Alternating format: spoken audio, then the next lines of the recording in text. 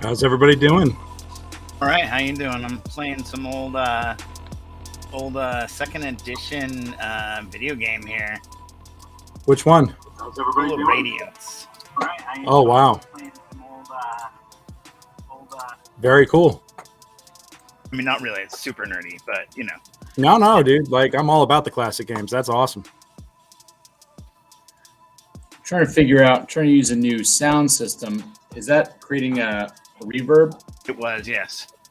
Oh no, that was me. That was I'm setting up the Reddit feed right now, and I had the browser window that I'm feeding to Reddit. I had the volume up by accident, so that's fixed. But right now, are you getting any sort of strange sounds, or how do I sound?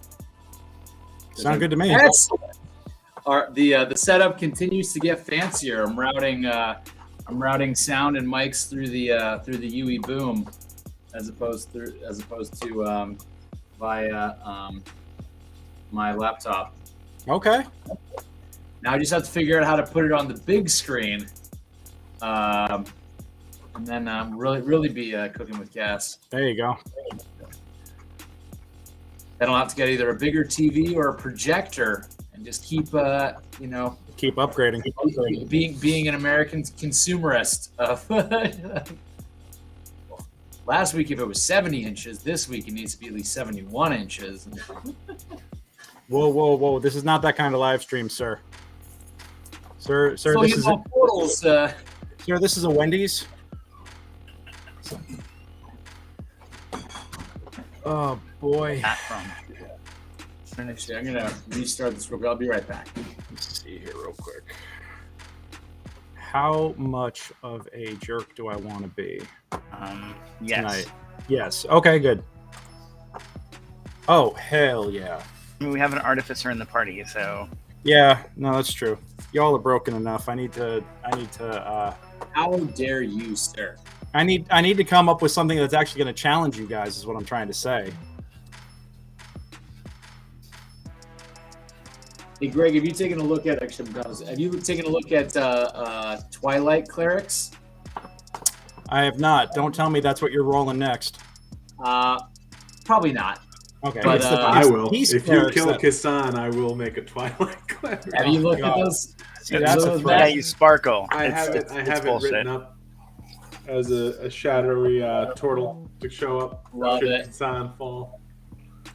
You're gonna find it bringing in swoosh to the good guys back? No. That was not an English sentence that I just said. I don't know what that was. All right. Well, do we know if we've got Lauren and Seth? Oh well, here's Frankie. Hey. Because if you guys are down one and you don't have a party of 7, I need to rebalance this before I inadvertently kill everybody. So the highlights, Greg, that starting at level 1 with Twilight Clerics, can see in the dark, have dark vision for 300 feet. Holy shit! Regardless of race, once per long rest, can grant that ability to as many people within 10 feet as their wisdom modifier. They can cast it again if they use a spell slot. At level 2, I think it is, you can grant yourself or another member advantage on initiative.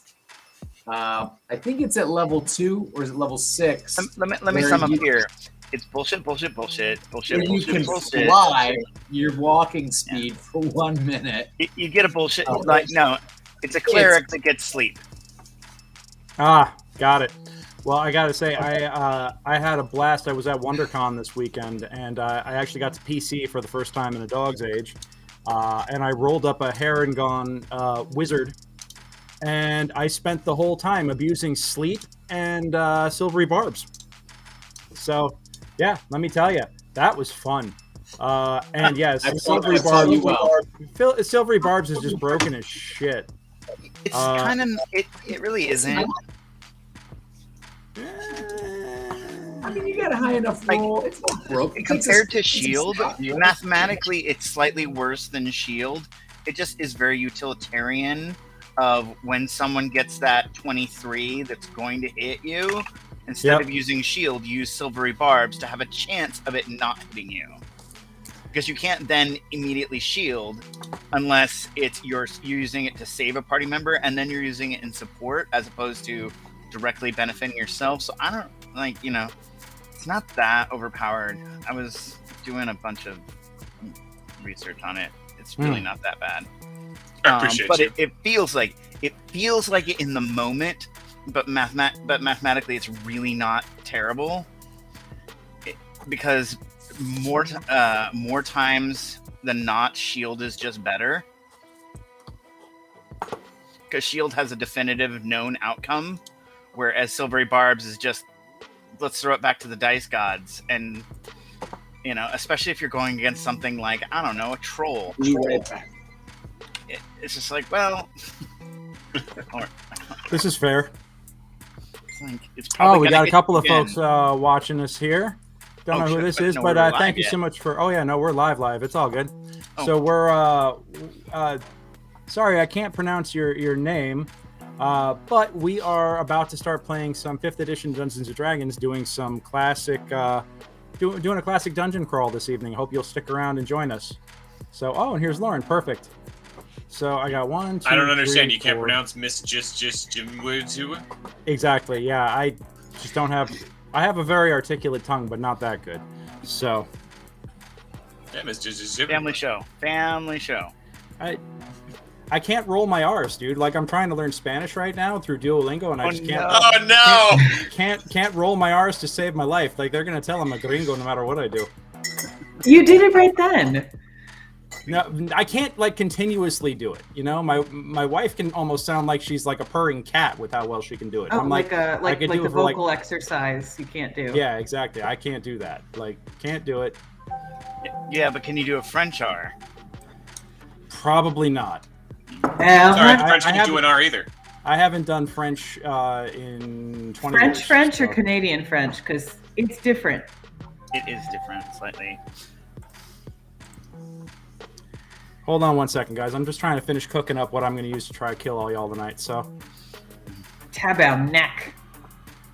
oh yeah. Hey, family show. I know what that means. Don't be doing that. Not. It's not that bad. Yeah, Tabernacle's not that bad. The worst is, I'm not gonna say it, but it's. Oh, I'll put it over here. yeah. It's Yeah, that's what Tabarnak is like sacre bleu. It's Yeah. not. Yeah. It's a different language. But with the N. Hmm. Mm.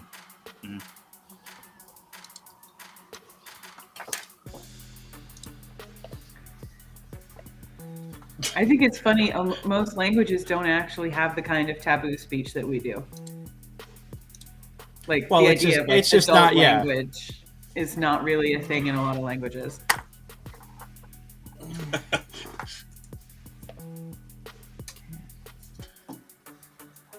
Is this literally it for cleric cantrips? What am I missing here? Okay. Insight, ending resistance, sacred flame, spare the dying. Yeah, that's the one I want. Okay, cool.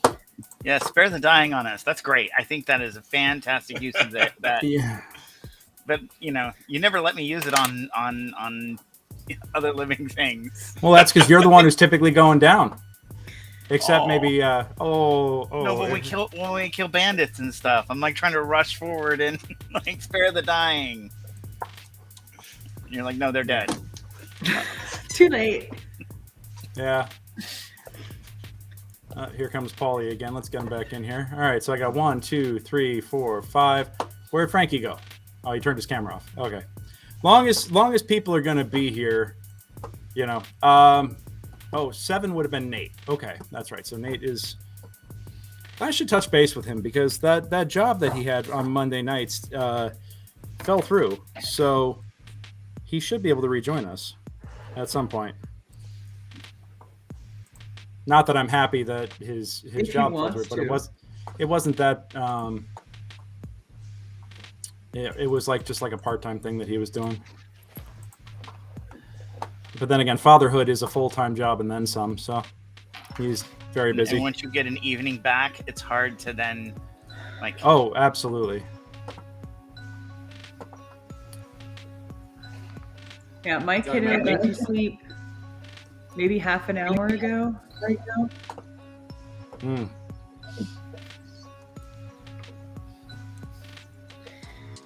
Were we talking about Nate? Yeah. Oh, no, not that one. There are some things that are just too evil. I'm not ready for a beholder. I mean, I rolled up something kind of gnarly for the first encounter, and so I don't think anybody's going to have any problems with XP after this. Oh, no, this is why this I am so behind on what mine is. Shit. What did we get for the last one?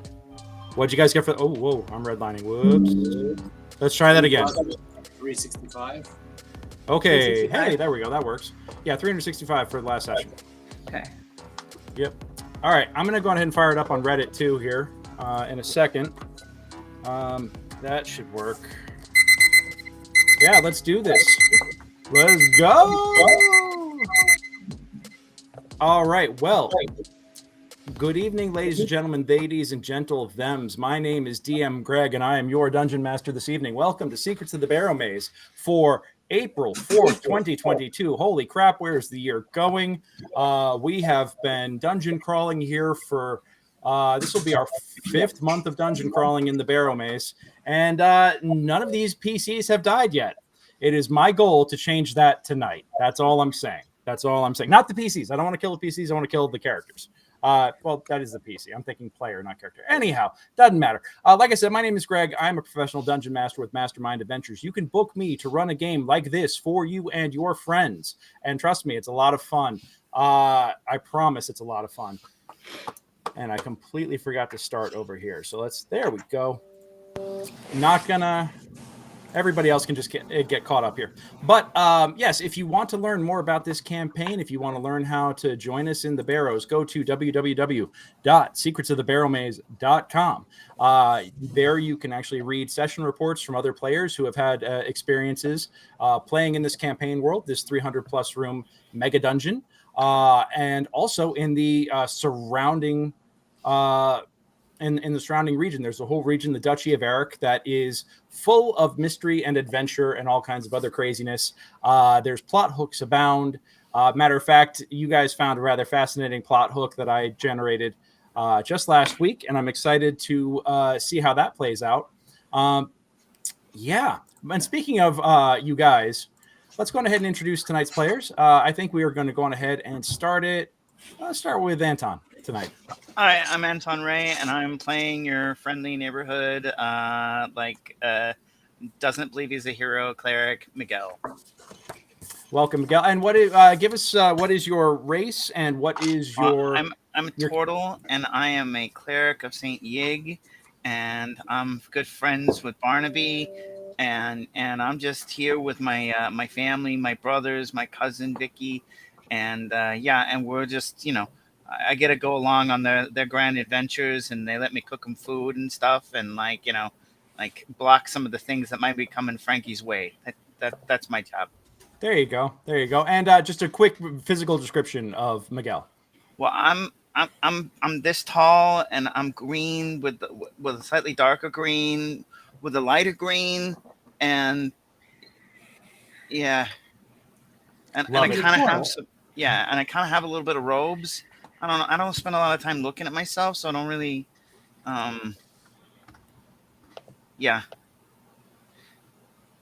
Love it. Perfectly detailed, sir. Much appreciated. All right, let's go on ahead and bring it on over to one of our out of state players here, Mr. Matt. Yeah. Hello, I'm Matt. I'm playing Kassan Jonar.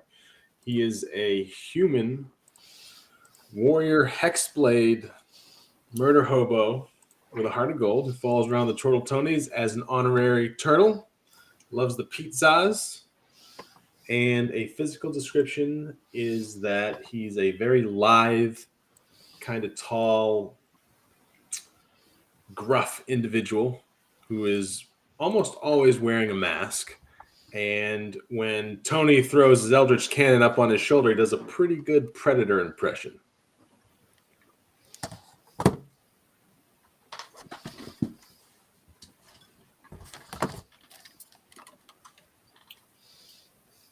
Awesome. Well, thank you, sir. And let me see here. What did I do with that window? Here we go. Let's go ahead and bring it over to Frankie. Frankie, how you doing, bud? Hey there, I'm Seth Tygerson. I play Frankie Turtle Tony. I am, as one might imagine, a turtle. I have a very fine hat. It is a Renaissance-style hat with the whole swoop-the-whoop thing and everything. You put it all up on there. It's pretty cool. It's a really good everybody hat. likes it. They all talk about it, how great my hat is. And if you got a problem with my hat, you best not tell it to my face because I am a barbarian, and that is how I make things roll. Also, I realized that was the worst I've ever looked on camera on any one of these streams, and so I immediately ran, shaved the bottom of my neck, and did something to my hair. Not something good, but something better. So thanks for that. Thank you to everybody who I'm now calling myself out for being extremely vain. Wonderful. Oh, you look good to us, buddy. You look good. Oh, to us. thanks. I mean, you shaved your neck. I gotta get caught up here. So see, well, you got the rest of like the actual beard that has like hides this. You can hide a neck beard under a regular beard. Then it's okay. You have eyeliner for your face, so you can have a little eyeshadow. Where else would a neck beard be than under the regular beard? Is all I'm saying. You know. Yeah, So, we'll say that's fine. But when you shave it down to stubble, you can't just go and like leave it that way all the way down, or you look like. Hey guys, it's great to be here. That's fair. That's I'm fair. just getting in character, so I have that full turtle no neck thing going on. All right. Okay, well, let's bring it on over to Junie. How you doing, darling? Hello.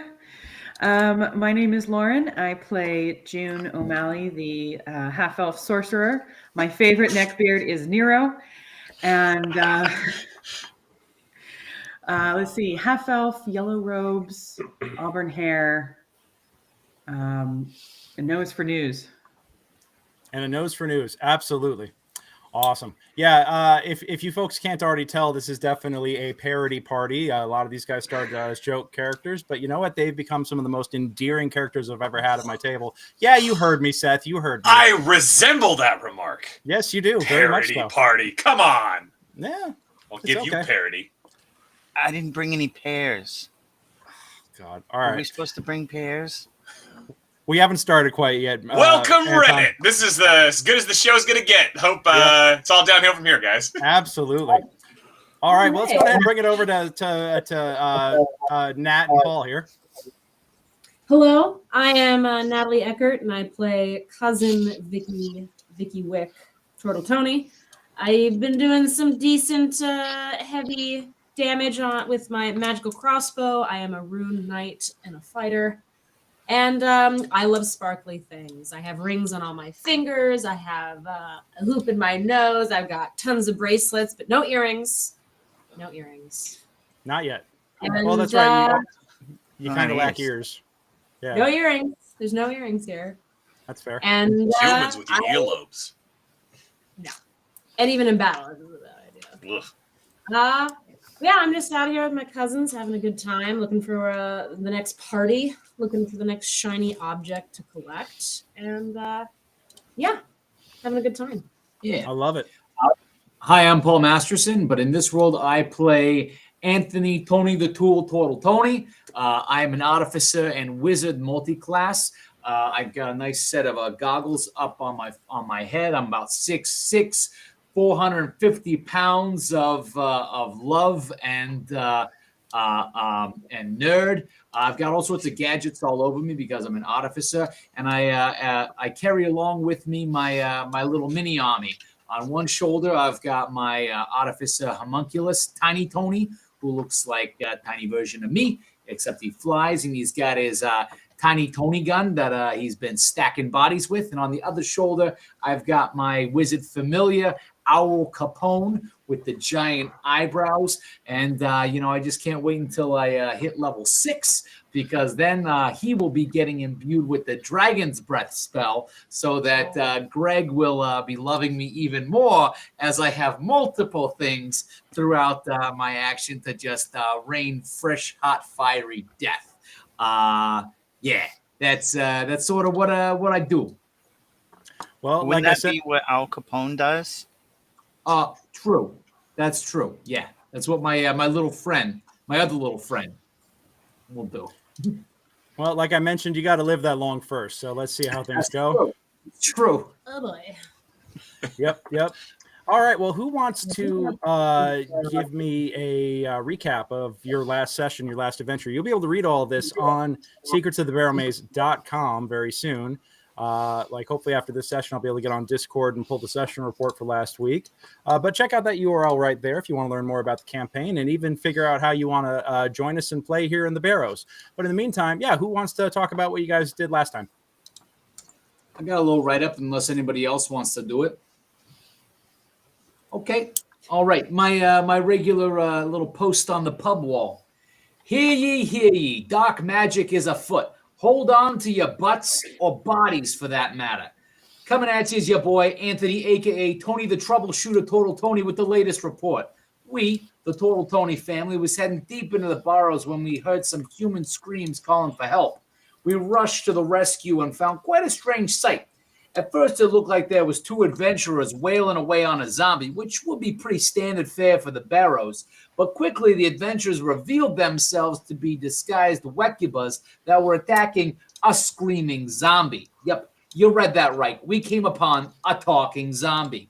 Now, after we saved that talking zombie, we got to chatting, and it actually turned out that he was actually an Eladrian elf bard named Haywood, who had woke up in his dead dwarven companion Renfro's butchered body. How? He didn't know. Why? Even more of a mystery. All he knew was that he was fiending something fierce to get his loot back, and that's loot with a U, not L-O-T. So deeper into the Barrows we went. We ended up finding a rather treacherous room with a statue of Nurgle, but the good news was that we found one of his companions there, down in a trap, and we were able to get him up and out. He was pretty banged up, but we got him back to town. Now we just got to figure out where the elf's body went and what sort of tomfuckery is going on down in the Barrows. So as a reminder, keep your friends close when you're out there, fellow adventurers. It seems like some pretty gnarly stuff is afoot, and it doesn't seem like it's letting up anytime soon. And we also had a good chat with Maza, the wizard. If you haven't met him, just know he can be a little standoffish at first. He's a pretty studious dude, and it seems like, a lot of folks maybe haven't been giving him the respect that such a learned guy deserves. So, put some respect on his name when you're chatting with him, and I think he'd appreciate it. Anywho, see you beautiful people around, hopefully over a slice of za, and know that your buddies, the Total Tonys, are always here to lend a hand if you need one. Much love, Anthony, a.k.a. Tony the Tool, Total Tony. Love it. Thanks so much for sharing, man. Really, really appreciate that. So, that's what happened last time. And this week, we're going to go on ahead and pick it up almost basically where we left off. Because you guys, now, as I recall, you brought back Haywood and his cleric friend with you, yes? Or did you leave them behind? Yeah, we brought back them to the wizard. Yeah, we brought them to the guy's tower. And on. That's right. Okay. Well, fantastic. Let me see. Yeah, Arnd. Arnd is the fighter. Is the cleric that you found down in the pit. Now, all right. So, that last night you returned and you entrusted your new friends, your strange bedfellows, to Mazas, and he. And you haven't heard much of anything since, but it is the next morning. You guys are preparing for another delve. But, hey, Frankie, you are still feeling very, very sick from last session. You are still actually poisoned from last session, and I need you to make a fresh con save for me, please. Fresh con save. Yep. There it goes. There it goes. 17. 17. Nice. All right. You, let me see. Let me triple check what that DC was.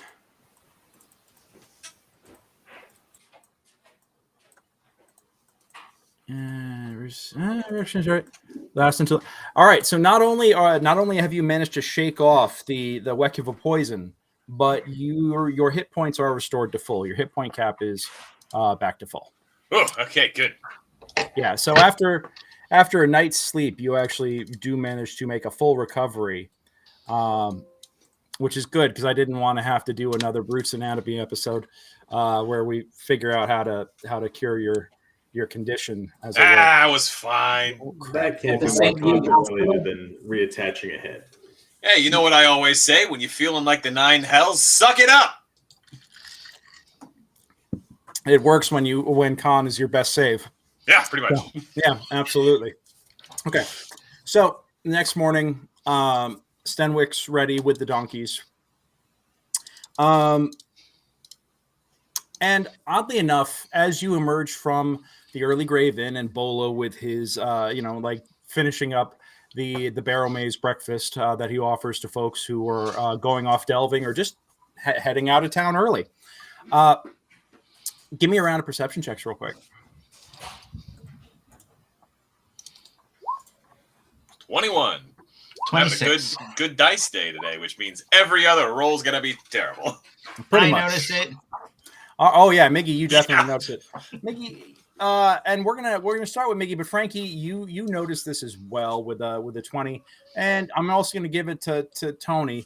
Tony, you don't notice anything except the absence of something. You just notice that as you come out that something is weird, that something is different. You can't quite put your finger on it. Miggy, every morning that you have come out, and this early morning to go forth into the Barrows, you have always been comforted by the sounds of the chanting of morning services, daybreak services in the Church of St. Dieg. And this morning, the church is quiet. Hey guys, there's no praying going on. There's no services. I gotta go check it out. Come on. Yeah, that's weird. Let's don't It go is- alone. Hey, let's go. It is so nice and quiet this morning. Hey, you be nice. I am being nice. I'm just saying I'm a little hungover, and it's actually really nice to have people not chanting in my ear. And I don't know. I feel like this is some kind of a trick too to get us to go back to church. He's always doing this. Oh, Mhm. that's Mhm. good. That's good. What are you up to, Mickey? We're watching you.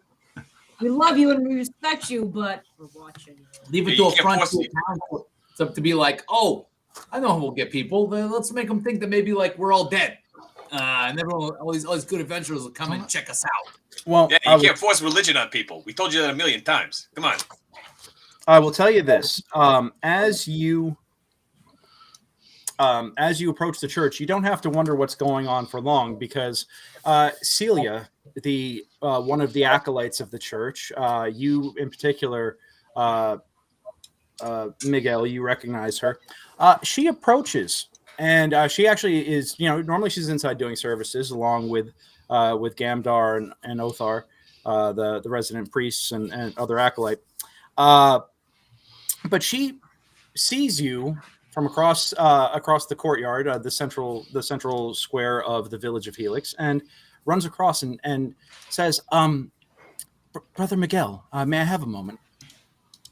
Sure. Why service is not happening? That's weird. There's we have detected something strange within the village here. We have wards and other enchantments on the village to let us know if there is anything dangerous or untoward entering the village. And last So they night, go off every time Frankie comes around? not necessarily the kind of risk that your brother may present, but unnatural things, unnatural threats.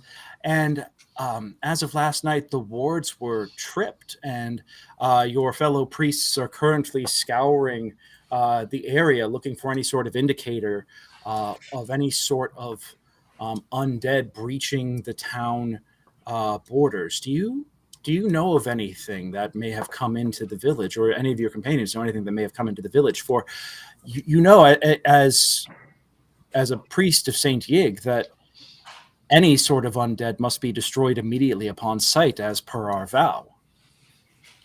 Well, I don't know. I was not, I haven't heard of anything. And what about you guys? You guys hear of any undead coming into the town or anything? Define undead. Yeah. Is that like a rigid definition, or is there some leeway when you say undead?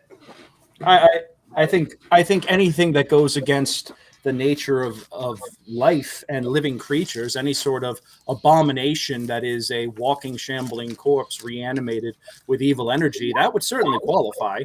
That's very subjective.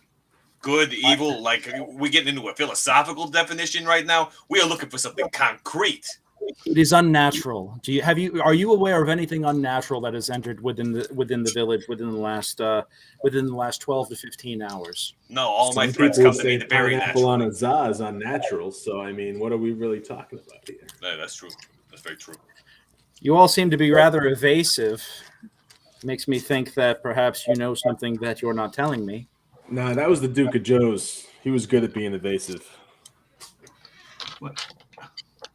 Hey guys, Yeah. guys, I'm sorry. Can we step over and have a family conversation real quick? I'm sorry. Yeah. Prosciutto. Yeah. Brother Miguel, you do understand that you have an obligation to inform your brethren of anything. I'm not.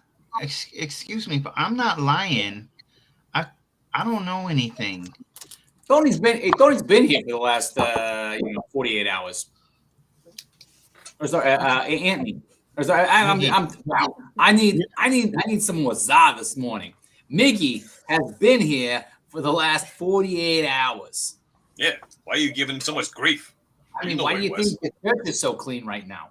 Well, we take our obligation to protecting the living very seriously. We take our obligation to help any living good creature very seriously too. That's true. We do that. Yeah. No lies. Well, We say, when in doubt, help them out, especially if they seem like good people. well, Especially when they communicate to us that they need help. Yeah. Yeah. It's important. And they verbally. We saw some weird stuff Communicate. down in the Barrows. There's all sorts of weird stuff coming up. We've been seeing vampires around. We killed one of them the other night. We've been seeing all sorts of wecklers that have been shape shifting. We've seen some evil fairies. There could be some really weird stuff going on that's been coming in and out of this town. Even seen just between yous and us, that advisor to the guy who's next in line, he gives off some weird energy. So I don't know if he's around here or what's going on there, but just saying. all this is indeed an untrustworthy fellow. That is a view held by all but the Duke himself, it seems. But that is not what we are discussing here. We have indications of a clear and present threat within the village. I'm sorry. Could we start over? Sure, Yes. I'm sorry. I forgot what we were talking about. Hey, you see, you got them all confused now. Why are you going to do that? How knowledgeable are you of different types of zombies? Rather knowledgeable, I would say. I got a question for you then. Have you ever heard of a corpse being reanimated, not with evil energy, but with the spirit of another living person who then inhabits said corpse like a brain in a body almost? Like a puppet. Yeah. Well, But that they're not story evil, about they're the little just- wooden they're just who boy they who are, becomes except real. They're stuck in a corpse and they're moving the corpse around. That's gross. That sounds like a spirit that needs to be put to rest immediately. We have rituals for that. They need to pass on to the afterlife like all are supposed to do. It is the natural way. I mean, sorta. What do you mean, sort of? This is not ambiguous, my friend. Well, it is sort of ambiguous, because if the soul is pure and connected to the ground, connected to here, Yigan can bring the recently departed back to life. I'm sure we gotta have scrolls or something that lay out the process. I've seen it. Well, yes, there are those who are deemed to be whose work needs to be completed. And those are those who we assist to return to the land of the living, those who St. Yig guides us to restore to life so they may continue their purpose against the spreading blight of evil. But that is saved for a select few who have proven themselves and have earned such a treatment. Now, who decides that? St. Yig himself. Okay, so how do you know what St. Yig wants? Through prayer and meditation, we have all achieved bonds with Saint Yig. What is it that you turtles worship? I'm sure you have some sort of similar faith or deity or something. Mama Sandy, next question. Mama Sandy Tortona, everybody knows that. Yeah, of course. Her word is law. Yeah. She's a real kind lady. But that is your mother, I take it? Yeah, the one and only. Yeah. I mean, like the all-powerful. It is Like, not. life. Just I so understand nobody where you're comes coming from. It is not quite the same thing, but Wait, you don't respect your mother that way? of course we do. Oh, But if then my you mother, understand. but if my mother were turned into an undead, I would do everything I can to release her spirit and let her rest peacefully. This is strange. Okay, so these scrolls, can you buy these these scrolls that Yeah. Saint Yig doles out as like his cookies with? I'm sorry, his what? His favors, his cookies, his brownies, his zaz, whatever he gives to his favorite people. We call it blessings. That's the word I'm looking for. Blessings are different. Oh, what's the word I'm looking for, Miggy? What we're asking for is since we're going back in, we can investigate the wood stripping on our way, but I don't know anything about that. But what we're asking for is can we look through the scrolls that are here and see if there's any, like, maybe we can track down what's causing this thing, and You are seeking a scroll of Revivify, you said? yes. I would have to see if we actually have one of those. They are, as you can imagine, difficult to come by. It's not a common item. I mean, the big temple, they only had probably half a dozen. Absolutely, and it is not the most common resource available to us. I can look. Yeah, I can't really do it yet. Like, I mean, with the scroll, if it was like walking me through it, I'm sure I could do it. But like, I just can't. It's almost there, but I'm not there yet.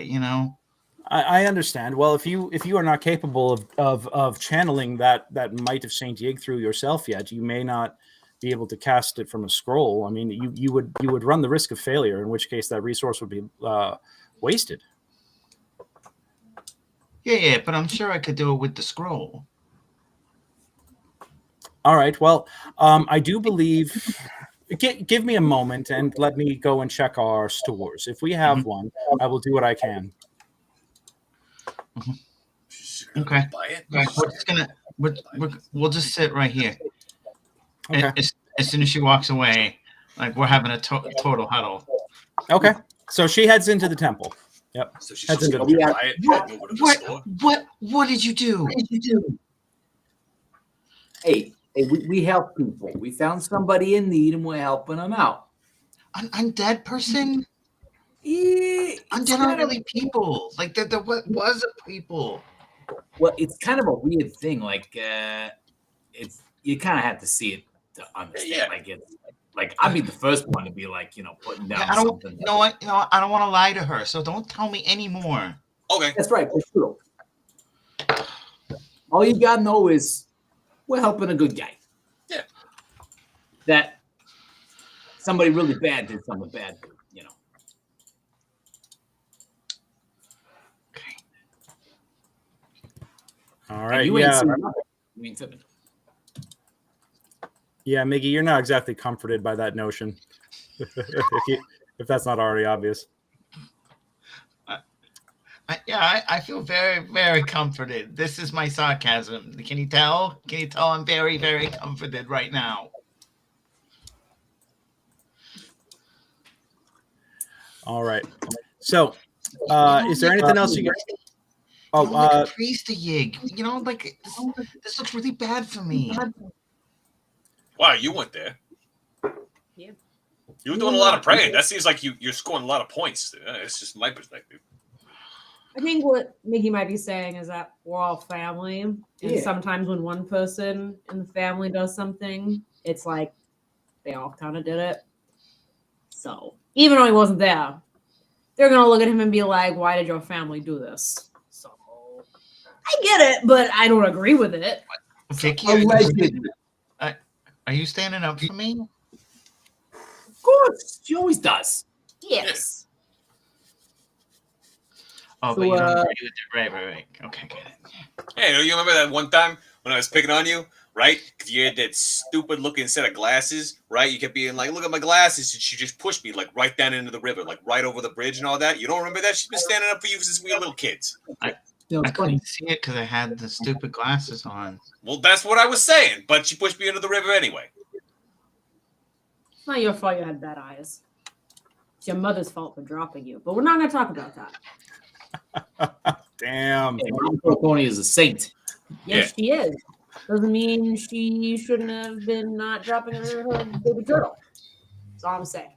She's my aunt, so I have a different relation to her. I think with Butterfingers. Mm-hmm. Our digits aren't long enough to hold on to the shell all the way. But you know what is half as long as we are tall? Oh, right back there. All right. Our hope. Brute's anatomy. Okay. All right. Well, at that point, she returns and she says, "We have one scroll. Of course, these are very expensive to make and very difficult to find. We do not have many. We have this one, and then we can ask for more. We would not normally do this if it was not such a precious resource, but I will ask for a tithe in order to carry this with you." Oh, yeah, no, that's fair. It costs a lot to have another one sent out.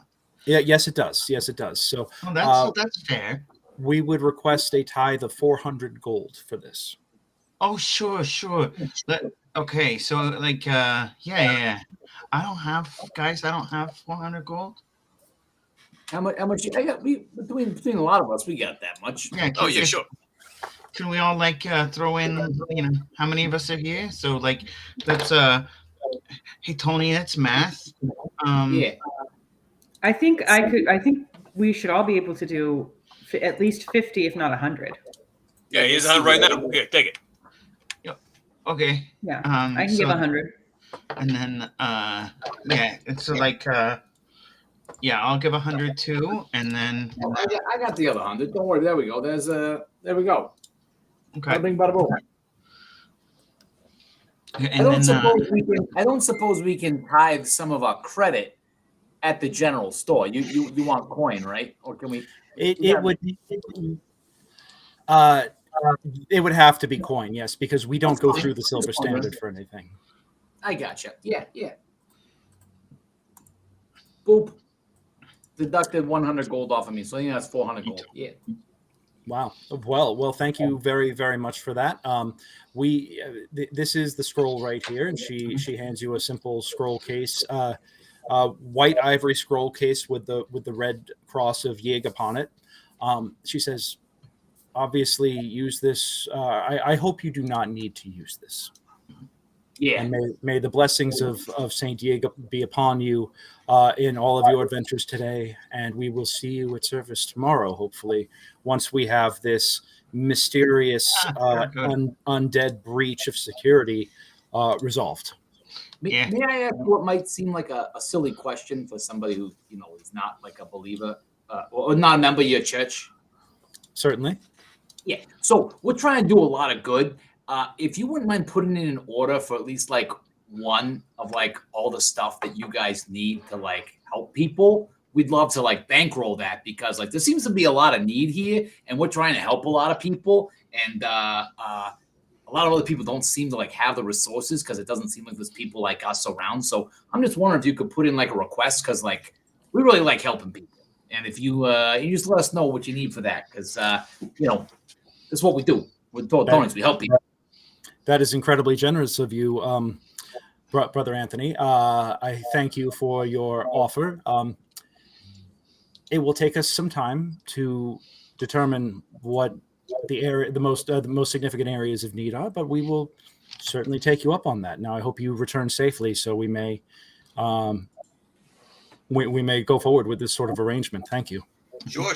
Hey, one related question. Speaking of helping people, when you are going about detecting such threats as you describe, how are you going about that? That's a curiosity I have as a non church goer.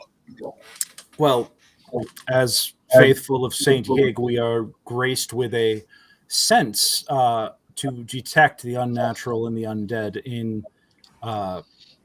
within a certain vicinity and within consecrated grounds. Oh, I see. But you've never found a situation in which that alarm bells go off the wrong way, or perhaps that they don't go off when they should go off? You always find it to be incredibly reliable? Saint Hig always steers us true. Interesting. That's good to know. Yes, indeed. And I will also tell you that if we find out that anyone is willfully flouting the laws of Saint Hig, which I might add are also the laws of Helix, as this is the official religion of the village of Helix. It was like that, huh? You can give a round of insights on that if you want.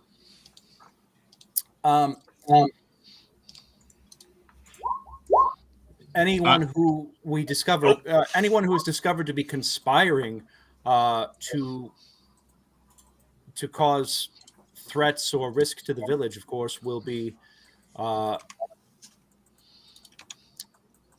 they will be forced to be there. There will be a reckoning, is all I can say. And sometimes even those with the best of intentions can make the worst decisions. So tread wisely, friends. That's all I will say. Now, with that, I bid you a good day, and we must continue our search. Of course. I'm going to roll again just to make sure that I'm not stuck on 20. As awesome as that would be. Oh, yeah, because that's like 2 in a row right there for you. Yeah. Yeah. Okay. No, I'm okay. I literally just rolled. But with a 26, and especially Miguel, actually you have an advantage on that because you are a priest. You know that Saint Yig is of the new gods, and that there are many converts to the new pantheon, but most of the region still worships the old gods, mostly like nature and Hearn the hunter and other gods. So she is being she's flexing. She's trying to flex, but it's not entirely accurate because you definitely know that there are plenty of folks who still worship the old gods and the old ways here, even if they give lip service to Saint Yig. It's kind of like there's like a polite nod and smile about it, and then they'll go back and worship the trees behind the church's back. So so that is where that is at right now. So I think I ushered us kind of further away to a place where we can talk privately with out of earshot. Okay. And I asked my family, should we maybe talk to Haywood about if he knows at all, like where he might have been, because like we kind of need to find his body, right? Or we're just gonna try and revivify the body he's in already. But wait, hold on. What was it they said that Uncle Skelfie always said to us is, if you think you may be getting pinched, don't seek out your accomplices, because then you just get them pinched too. Yeah, that sounds like Skelf. It's not. If these priests are just gonna blast into the afterlife, should we maybe suggest Haywood goes somewhere else? I mean, it doesn't sound like it's Where? going to be safe in town if they're kind of, Or maybe like we know where we found the other guy. I mean, we know the general area they were in, and I think he said he didn't remember much. So actually, we probably don't need to go and talk to him. We probably should just go do some looking around. I in that wonder, area. is there a way we could ask the wizard if there's a way to maybe shield from the wards? What's that? I was wondering if we should ask the wizard if there's a way to like shield Haywood from the wards so they can't detect him anymore. Make an insight check real quick.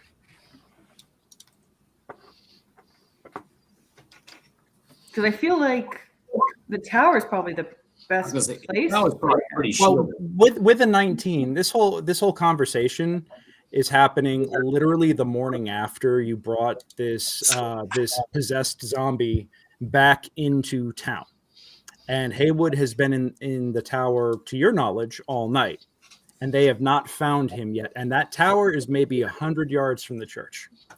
Okay, so they know that he's around. They just can't tell where. Yeah. So, Are or we they sure could tell that he's there what was. tripped off these wards, and it's not something else came into town. Did it? I mean, it could be I like forget the also- timeline that they gave us, but like, what if it's not? What if Haywood's a red herring here? Yeah, that's true. The other stuff. Or a pink cod.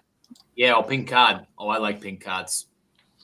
A chartreuse tuna, Yeah. Well, no, you shouldn't eat that. not good to eat. Mm-mm. That's It gone usually wrong. means it goes bad. Yeah. Not to be confused with a fuchsia cod piece. Well, yeah. All right. That's just peacocking. Okay. Cool. Yeah. So, Shall we? Oh, sorry. Do we need anything else from the general store, anything, or shall we get to go? Okay. all right. Well, in that case, Stenwick is waiting for you by the path south. Morning, friends. Hey, Oh, I'm Steve, surprised you came back. Every what? Of course I After came. the last one, I just was really surprised you came back. Well, man's got to earn a living, right? Yeah. And you get busy living or get busy dying. If we find like a nice metal helmet for use, would you feel comfortable wearing that? Much more comfortable, yes, indeed, than having my head caved in by chunks of ice falling from the sky. Absolutely. Just saying, I just want to make sure that you know that we're not trying to slow walk you into like dungeon crawling with us, but as we've said before, we just want to make sure that you're like taken care of. Well, no lie, I've been more and more curious about what it is that transpires down there, but I'm still not at the point where I would like to learn firsthand. However, if I continue traveling with you, perhaps I will become the best armored guide within the business, and that there is something to that. It's good for the business card. And you should really raise your rates, like seriously, like you should at least charge us 2 gold. All right, well, it'll be 2 gold for today then. Oh, okay, sure, that seems fair. He seems rather uncomfortable even like suggesting that, but he's kind of like surprised, like, oh, it really is that easy. Oh, well, I've been doing this wrong for a long time then. All right, well, very well no, then. you've been real loyal, and you kept our donkeys alive, and in the adventuring business, keeping donkeys alive is hard. That's right. And now, anytime any other guide sees you, you get to say you're the guide to the Total Tonys. Everybody knows us. They know what kind of quality they're getting. They see your armor. They say, "Oh wow, this guy really knows what he's doing."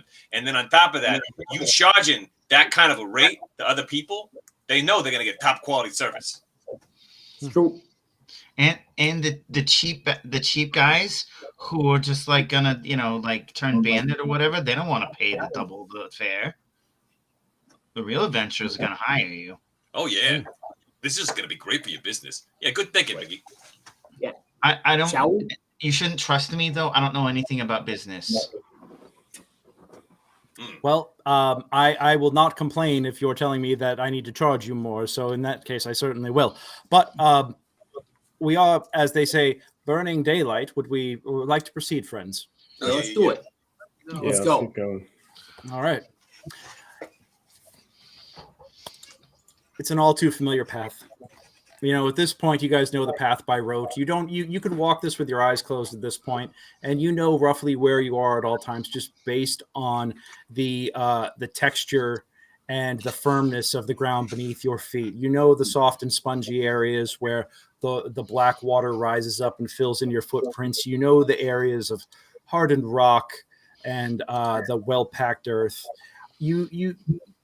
It's all too familiar. And now that silence of the swamps, broken and pierced only occasionally by small creatures splashing into the water, or the call of a bird as it's on the hunt. There's a comfort to it. What was once eerie is now familiar. And it is a very peaceful 4 hours as you march your morning away down to the Barrowmaze. And as you walk up that first rise from the ankle-deep waters of the Barrowmaze swamps and up onto the first rise of the mound, it all just you kind of look about and see that foggy sky above, and it's just it's weird, but it feels comfortably familiar. And as you walk the path to Barrow 12, give me a round of perception checks.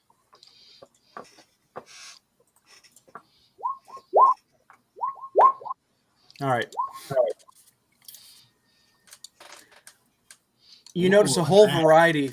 You notice a whole variety of footprints, but as you go, today you notice some fresher tracks amongst the tracks along this well-worn trail. And what stands out about them isn't the size of the foot or its shape, but the fact that it's dragging, stuttering steps. But more importantly, they're not going towards the Barrows. They're coming from, heading back the way that you came. And there's a number of them. Well, that's not good. Yeah, it's not good at all. I'm gonna telepathically talk with Al Capone, tell him to fly up high and see if he can see any of them. Okay. Give me a perception check, straight roll, because disadvantage for trying to see through the fog. Gotcha. How old do we think these tracks are? Give me a survival check on that.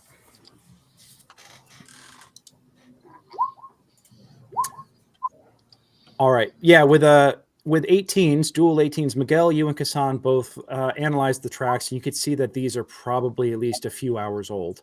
And Tony, as you are connected with Al Capone, God, I choke as I say that just because the pun is just so painful to me. Yeah.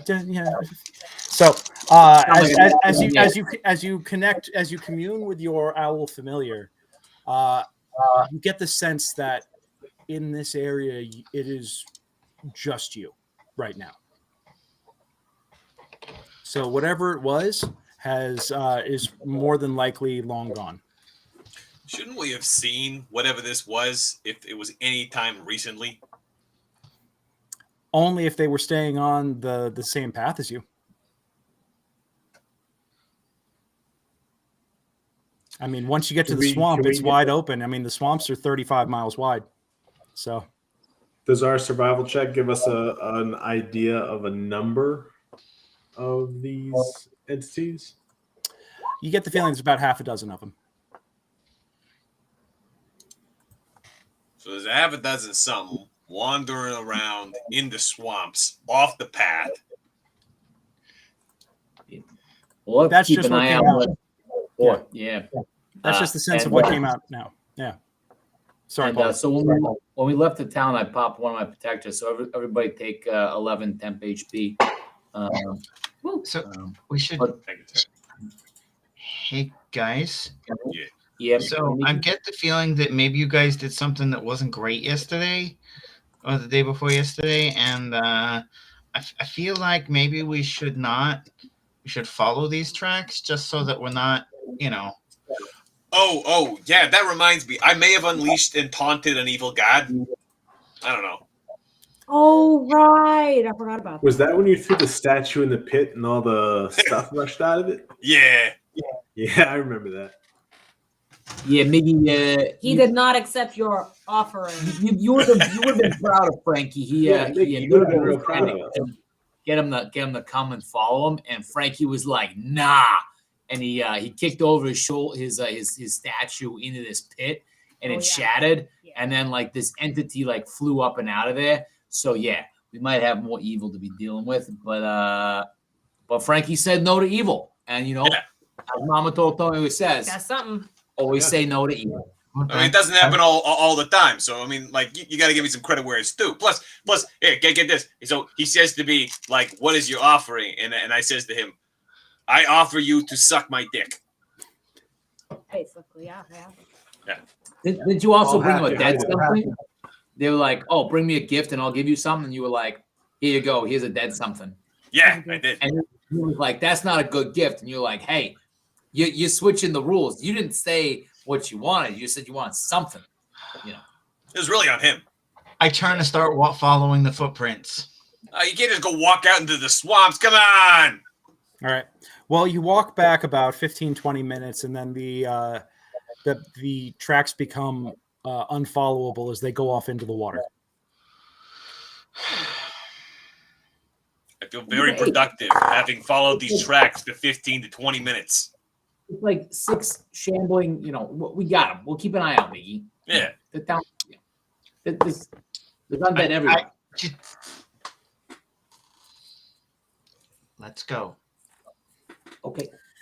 To the barrows or to the water? I can't track them through the water. Well, Wait, can we track them? Can we track them through the? No, I don't think we can. I mean, no, because there may be stirred up mud, but you're not going to be able to follow the tracks in that. So, before we start our delve tonight, I think I'd like to take our break a little early, real quick. So we're going to go ahead and take a quick 5. So freshen up your drinks, grab your snacks, and I'm saying this most specifically because, you'll all find out in a minute or in about 5 minutes. Good. Yeah. Thank you, Bob. thank you, 5. No worries. We'll see you back in a few.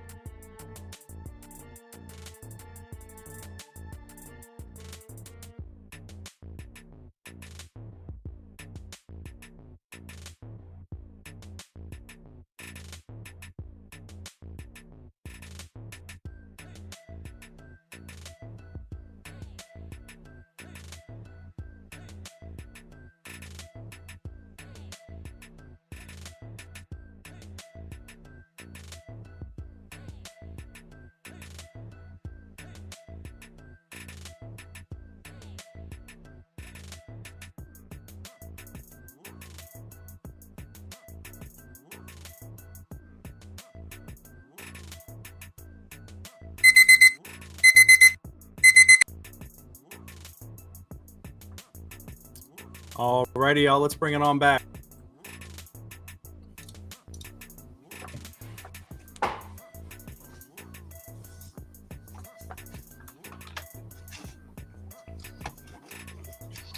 I'm back. Alrighty, welcome back. Oh, here we go. Now all my mics are up, which is good. So cool. All right.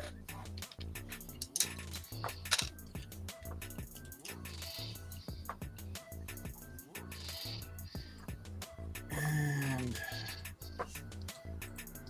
I just need to have 27 separate windows open to run this thing, it feels like.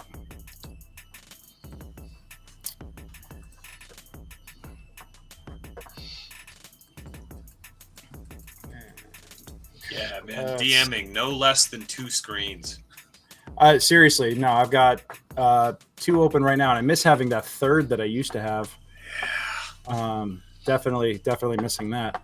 It's especially nice. You get like that third one. You kind of turn it and make it vertical, right? So that way you can get like a whole thing of rolling all your enemies and stuff off on the side. That's really nice. Oh yeah, absolutely. And I may or may not be doing that right now. I mean, nice. I'm just saying. There. Okay, let me grab that guy. Perfect. And that's right. You guys are all up here. Who's got light sources? Let's talk light sources. I got dark vision. Dark vision. I got my glowing balls. Oh yeah, you got your. Yep. All right. Little glowing balls, and I think usually Vicky gets a light put on her eyeball, her croc eyeball. Yeah, I can do that. Okay. I'm ready for my Moon Touch longsword to be out. In fact, you know what? I'm going to take that out and my my scimitar. I am ready for a fight today. Yeah, so you guys aren't being subtle. All right.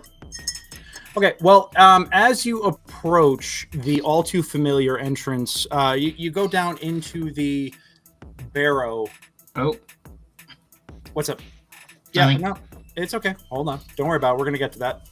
As you go down into the barrow, and you approach the hole with the block and tackle and the rope that descends into darkness, give me a round of perception checks real quick.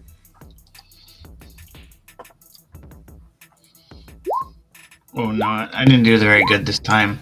Okay, got a 7, an 8, a 20. Frankie and Tony. Frankie and Tony, you guys noticed it first, and Junie. Junie, you noticed this first. You actually hear the sounds of voices from below, whispering quietly, but sound of voices. Just common conversation. All right, guys.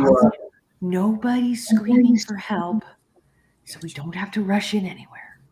Yeah, and I can send Al Capone in. He's real quick. He's real quiet. You can see. Give him take a look.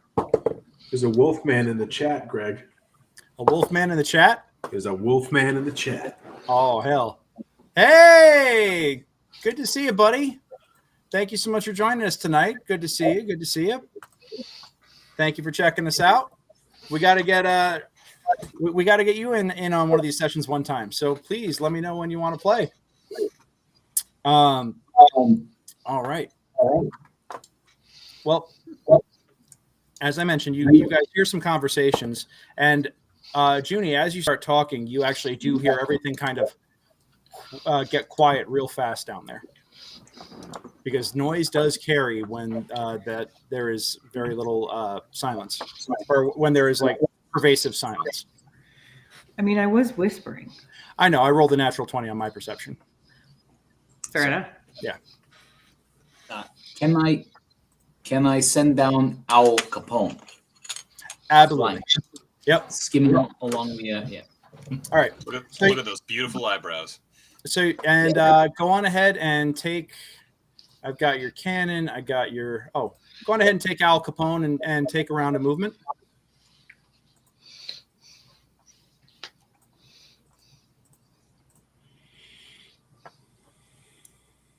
And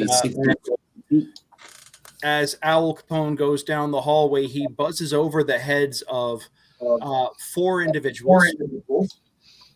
I am picking up some echo, so if somebody wants to just check their speakers and make sure they're away from mics. Yeah, kind of dives over the heads of 4 individuals.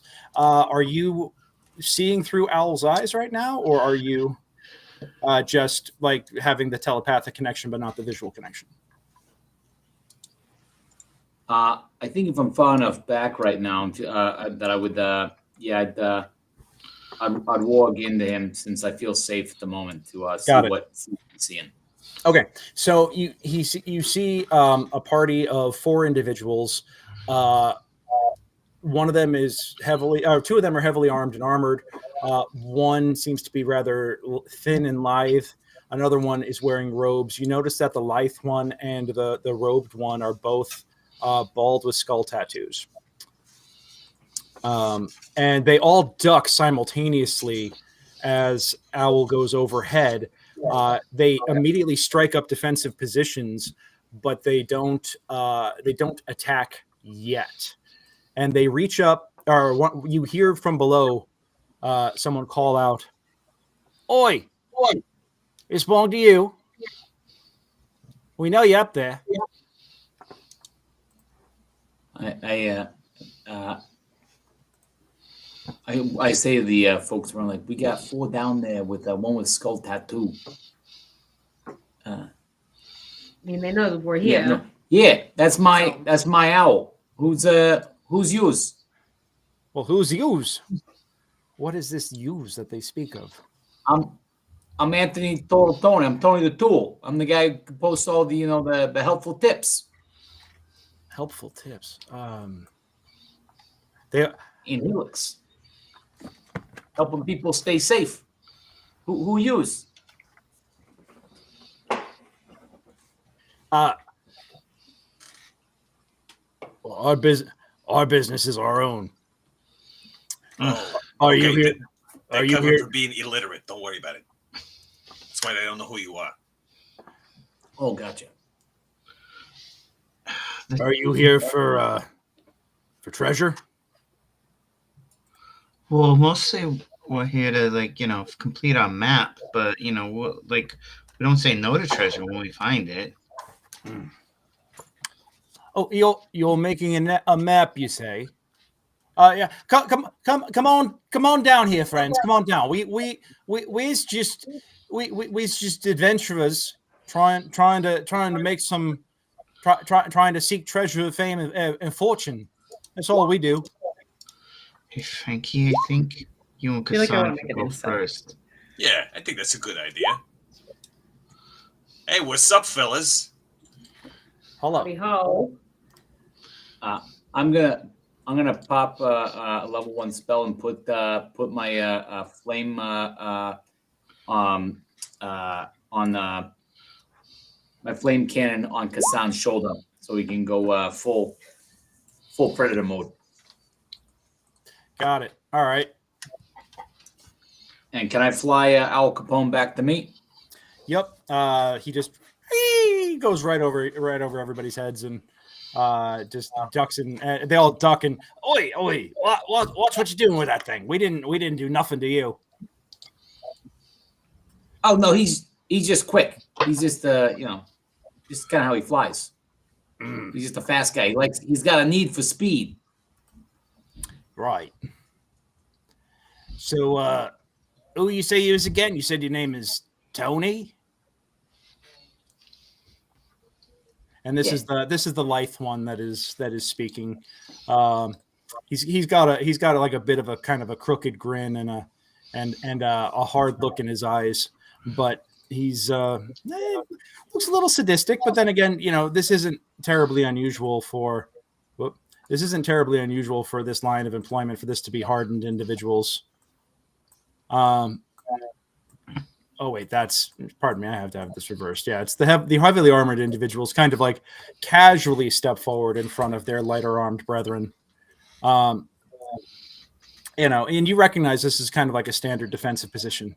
And as more of you come down the rope, they all kind of look at each other a little concerned. Hey, Wynn, allow me to please handle this.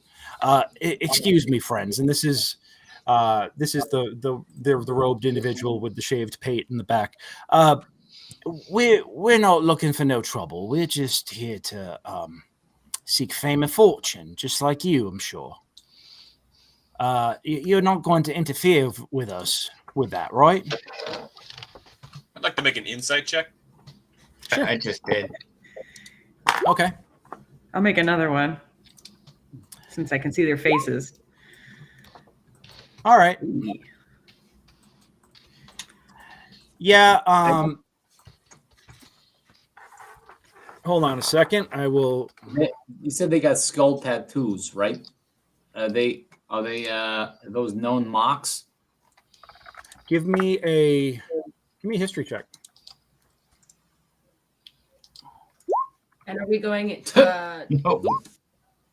Do you know which we're going in? Well, we're at the entrance. No, I know, but it's like They gotta go that way. they go Oh, right. south, we go north, Oh, etc., right, right. etc. Man, we've got a history. Nobody knows nothing about nothing.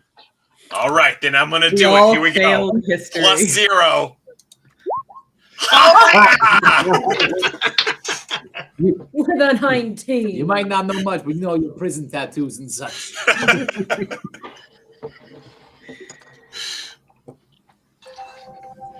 I don't always skill dogpile, but when I do.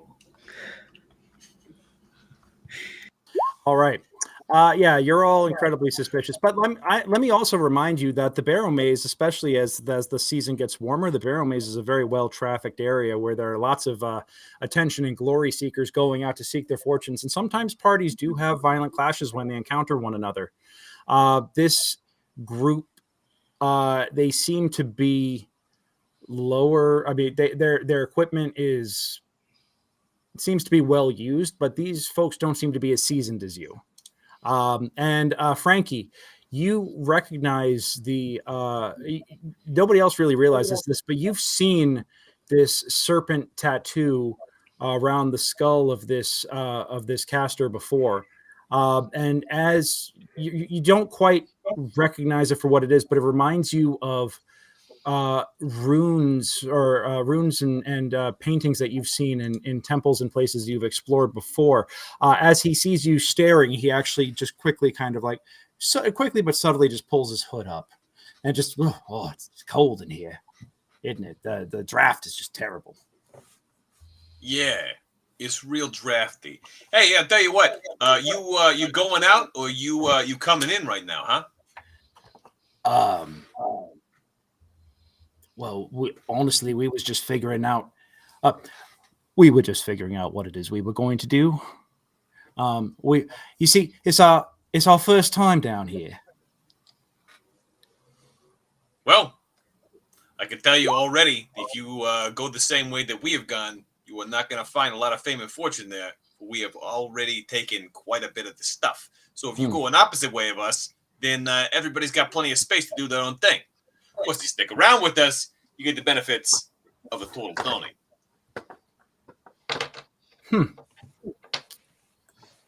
Right.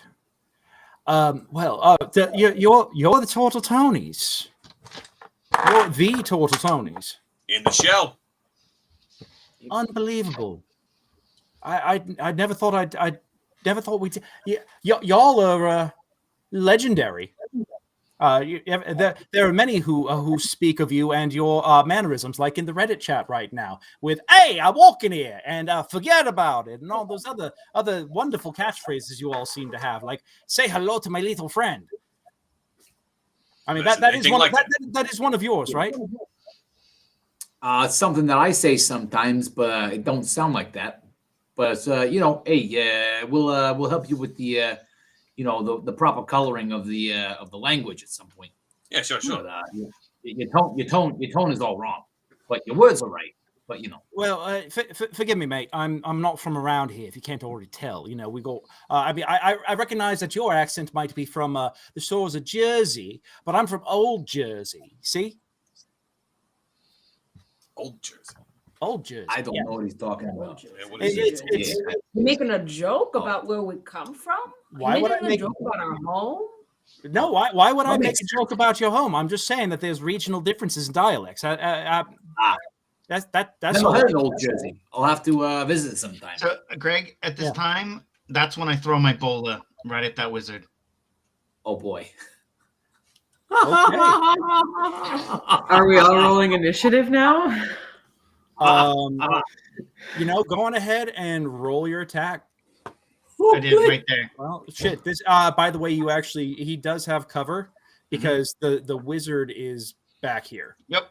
So, all right. Miggy don't like old Jersey. Yeah. Apparently, Miggy has some bad connotations with old Jersey. Go on ahead and out of nowhere, you just thump and toss the bolo out, or the bolus out. Go for it. I did. I rolled a 20. Oh shit! And you rolled a 20. Okay. Yeah, I just didn't want you guys. I did it while, like, in the middle while you guys were talking. You guys were having a nice scene, and I was just waiting to. Hold please, because you actually have to spin that up.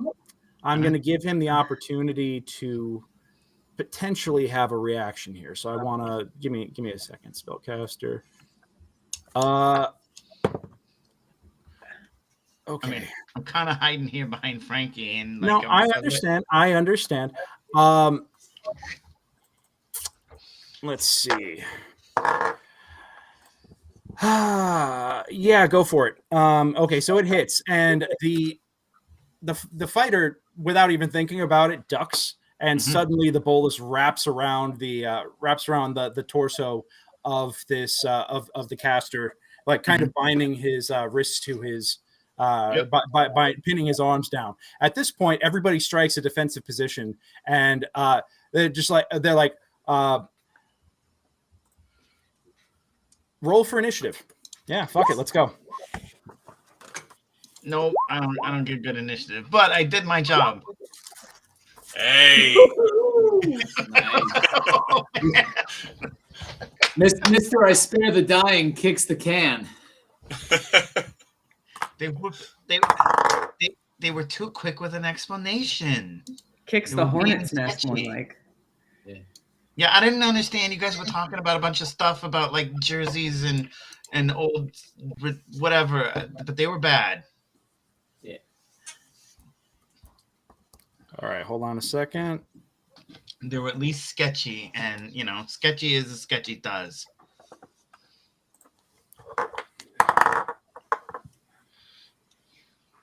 All right.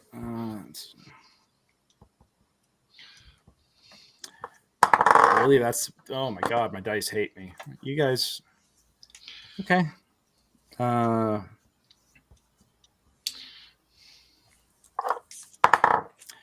Let's see.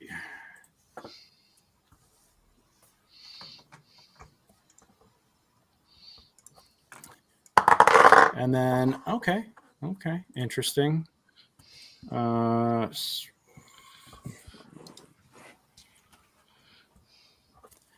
All right, and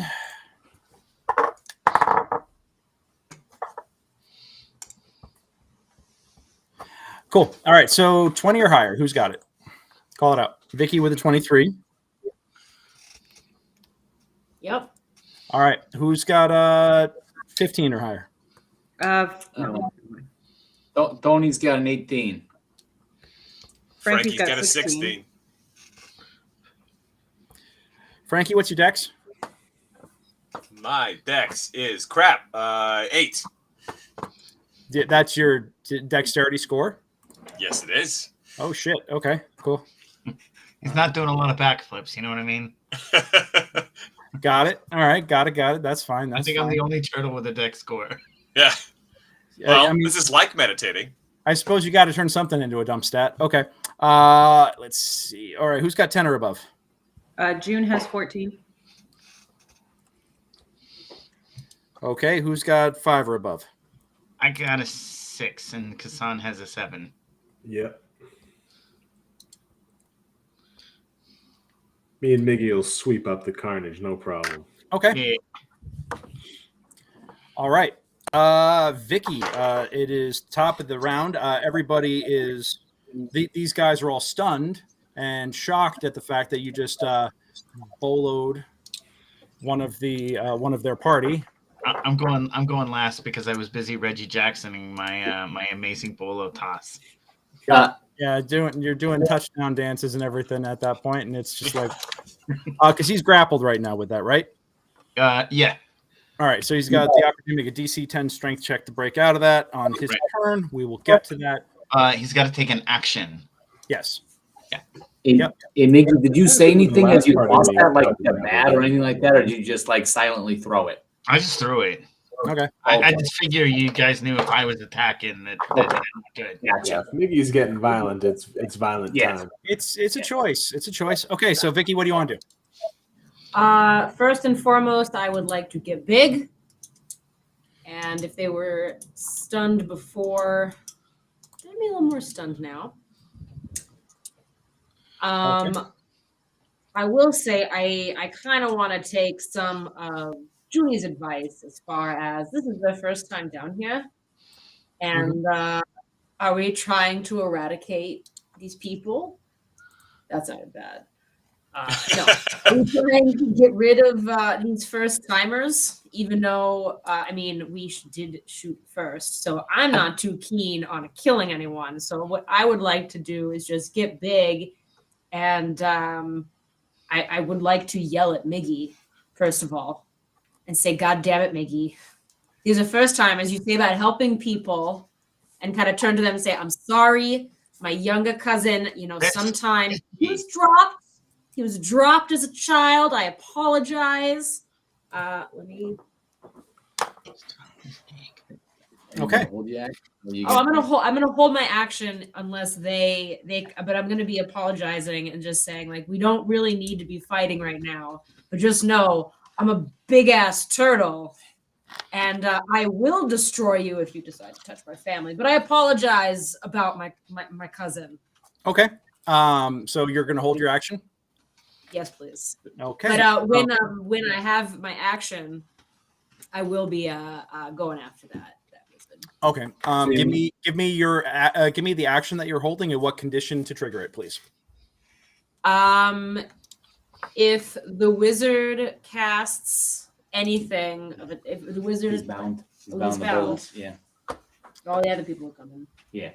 Well, I would say if anything hits on any of our group, then I will be launching my infused magical heavy crossbow towards the feet/knees of the people who shot. Okay. Okay. Noted. All right. Attack.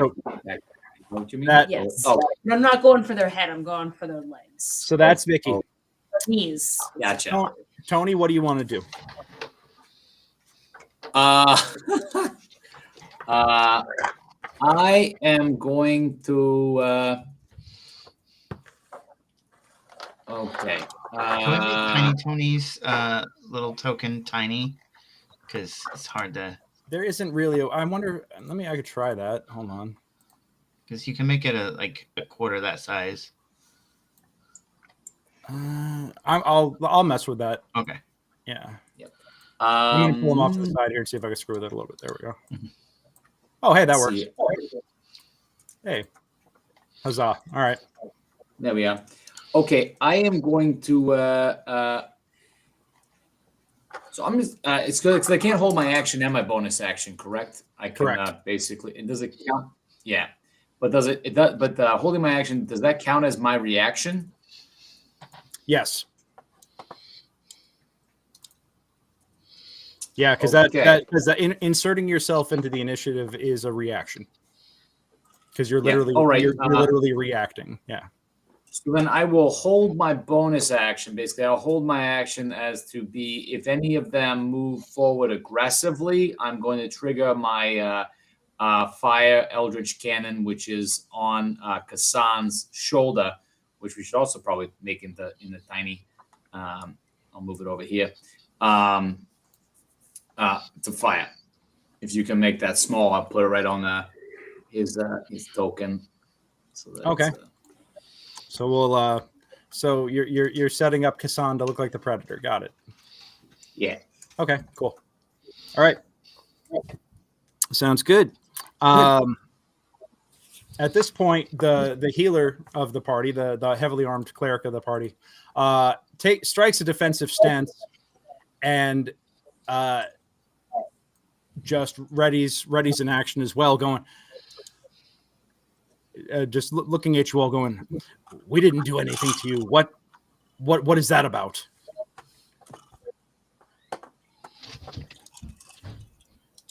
And he seems to be holding his action as well. All right, and the wizard is going to take his action and is going to successfully break out of the bolo. Mm-hmm. And now it's Frankie's turn. Oh, and the wizard is going to start backing up defensively. I'm going to take a step forward. Which of these two looks to be the most intimidating? I mean, they're both looking pretty freaked out right now. Everybody's looking pretty freaked out right now. Intimidated or intimidating? They look very intimidated right now. All right. So here's what I'm going to do. I'm going to grapple this dude right here. Okay. They're just going to grab onto him. Okay. Here's my athletics for that. 24. Oh, man. All right, 24. Can he even match it? No, probably not. Yeah, you know what? It's not feeding for some reason. Hold on. Oh, you know what? I turned off beyond 20 on here by accident. I got a 17. Okay, so Yep. I've successfully grappled him, and Yep. I am going to, let's see, I've already gone 10 feet, so that means I can get another 10 feet with him, which is exactly what I'm going to do. Okay. So I'll move another 10 feet here, so he should be now back over here. Okay. I've still got my bonus action left over, and here's what I'm going to say. Everyone's going to calm down right now before I get really angry. And if anybody in this group hits anyone in my group, myself included, then I will rage. But you attacked us. I didn't ask you who is aggressive to who. What I said was, if anybody else attacks, I'm going to get really angry. Hey, Junie, it is your you're on deck right now, and yeah. Is his turn over? Frankie, is there anything else you want to do with your turn? Nope, just holding the rest of what I've got to rage if any of them hit any of us. Can I tell if any of them are elven or elven ancestry? Give me a perception check.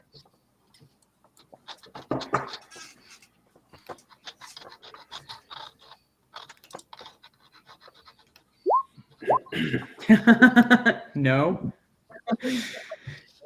Yeah, with an 8, you can't really determine anything. I mean, from what you saw before, you recognize that the one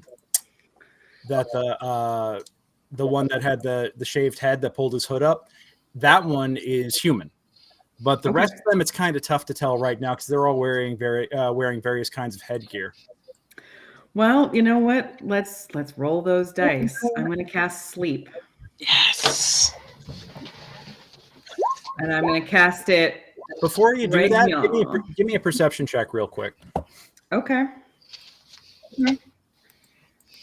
Oop. That's not right. Hold on. Why is this all out of order? 16. 16. Okay. As you're preparing to cast the spell, there we go. That's all lined up now. As you're preparing to cast the spell, you hear something, and you're not quite sure what it is. But with the 16, you actually hear multiple pounding sounds from different directions. As it sounds like that there are things coming down the hallways. Well, shoot. Also, is Frankie in my sphere? Yes, he is.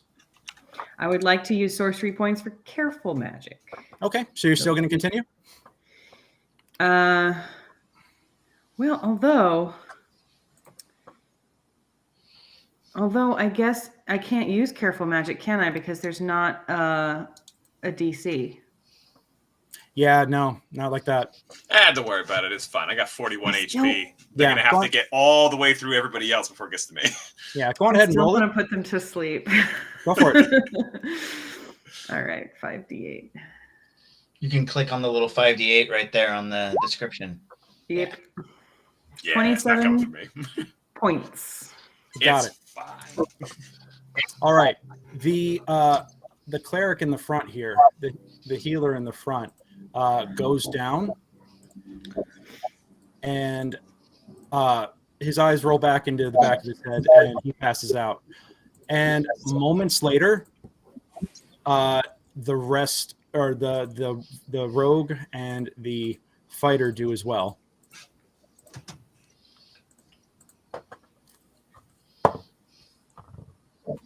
Cool. All right. And the And I'm wizard going to is left say standing. to the wizard, I'm going to say, shh, they're very sleepy. The wizard is wide-eyed at this point, and yep, his ready to action goes off. He is going to flee because an aggressive action was taken. He first opens this door. Hold on. He first opens this door, turns and screams, and then immediately just starts darting down this way and through this door over here. So yeah, Awesome. gone. At that point, yeah, you see what he was screaming at. So is that it for you? That's all I got. Yeah. Got it. Okay, that's it for Junie. What he was screaming about was a gigantic. Let's put it this way. I don't know where your new charger is. Stepping out No, it's onto smell everybody else. Yeah, a gigantic skeletal minotaur steps out and immediately hacks on Frankie.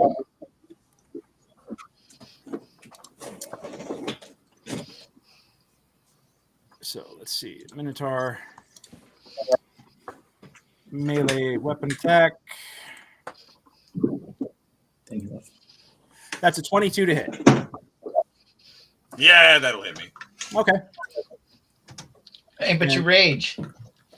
That's true. And that is 25 points of damage. All right. Now here's the question. With my rage being triggered, does it trigger at the same time? It's going to be a reaction to that. So I will. Actually, technically, you are only able to rage on your turn, as I recall. Oh, let's see. It's a bonus action. As a bonus action, enter a rage. Yeah. Is there anything that is preventing me from doing a bonus action as my readied action? Well, I guess does it take a full action to ready? Well, I don't actually know the answer to that question. I can check. now, as I recall, not that I want to get into arguing. How about this? You take this hit and then you go into the rage because that'll be your trigger. Okay, Sure, we're gonna resolve that right now. Boom, there you go. Okay, cool. I don't want to get bogged down into the rules, but yeah, you see that? Yep, and it cracks into you. Yeah, and David, I know that opening a door is an action, but that door has actually been opened previously already, so it was much more of a free action for him to just knock it open. It was bashed down in a previous session, so he basically tried to go through the door and realized that something there was standing there. All right, shadowy tendrils. Oh boy, each creature of your choice that you can see within 30 feet of you must succeed on a con save or take 1d12 necrotic damage. You also gain 1d12 temporary hit points. Now you're going to gain 4, but you already have 11, I'm assuming, from the healing cannon. So sorry, that's the first thing. So that would be the that's potential the damage. Yeah, this will be each that. creature of your choice. And what is it that you're hitting? I'm gonna hit this thing that just hit me. Got it. All right. Yes, the tendrils reach out and bash the Minotaur. Give me a perception check real fast. And Frankie is done with his temporary hit points from that first hit from the Minotaur. Yeah, that just went right through it. So Okay, now so I got 9 more temporary hit points back. That's persuasion. Sorry. Yeah. But perception, that would only be 3 more, so it'd be an 8. 8. Okay. Yeah, you see that that tendril pop up out of the ground and just bitch slap this Minotaur right across the face. Looks like it hit it real hard. And then the Minotaur skull, you hear the sickening crack as the head spins. You could hear it almost sounded like the neck bone, or the vertebrae in the neck broke. But then with a crack, it turns itself back and cracks its neck back into position. And you see it kind of heave a sigh, which is a behavior that it knew in life. As you could see, it just kind of almost get ready with a grunt or a growl, except that makes no noise because it has no lungs anymore. And at this point, you hear hoofbeats. And we are currently playing 5e there, Dave. We're playing 5e right now, but a little flexible on some of the rules because we've got some customized house rules coming along as well. You see another one coming around the corner here. And preparing to engage. It's actually going to bull rush towards Frankie. And it's going to go through the occupied square of its ally. We're going to do an opposed athletics check as it's going to try and push you back. All right.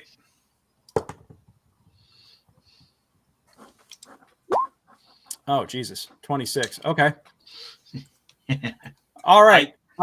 My 19 is not going to beat that. So so right now you manage to plant your feet as the second one comes up and tries to push you back. And now we have these guys. They're going to be at you get advantage on attacking them right now as they are currently squeezed into the same area, and there's not much they could do about it. So that is going to be his move and his attack, and that's going to be it for the moment. So that's it for them. Kassan. Okay, Kassan's going to move in. So 5, 10, 15. Mm-hmm. And so these guys, they're on the ground sleeping, yeah? They appear to be sleeping. Okay. And what is the AC and hit points on these Minotaurs? The Minotaurs are AC 12, but 67 hit points each.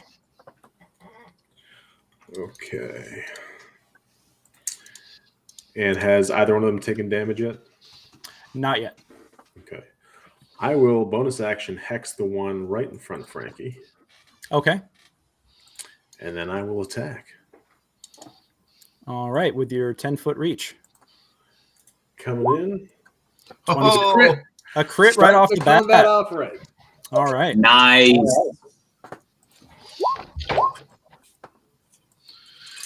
All right, so you're going to deal 18 damage plus 4, right? So 22 damage right off the top. And that's slashing, yeah? That's slashing. It's, magical slashing with a splash of necrotic damage for 1. And 1 point of necrotic damage? Got it. Yep. Okay. And then I'll follow up with my Polearm Master attack. Jesus. 25 hits for 6 bludgeoning and an additional 4 necrotic. Now, how's the necrotic damage seem to be affecting them normally? What is your give me, Kassan, what's your passive perception? And Tony, since you're asking, give me a perception check. All right, my passive perception is 10. 10. Tony. No, I'm sorry, 12. Okay.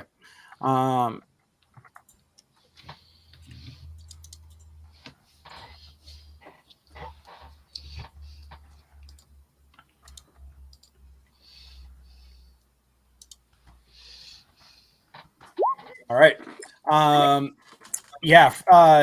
Kassan, you are wailing on these guys, and you're just having a grand old time thinking that you're just wrecking shit.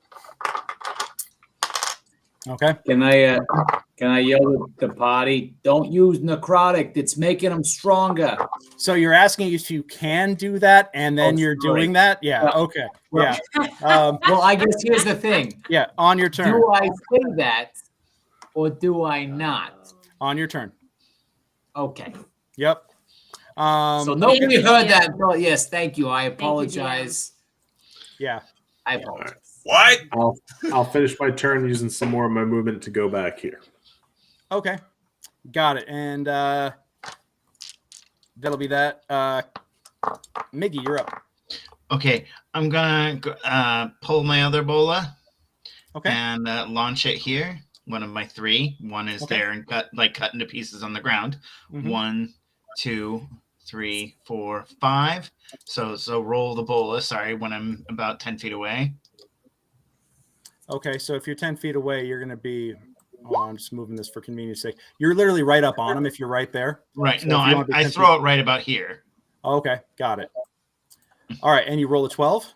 Yeah. You actually get an advantage on the attack. Mhm.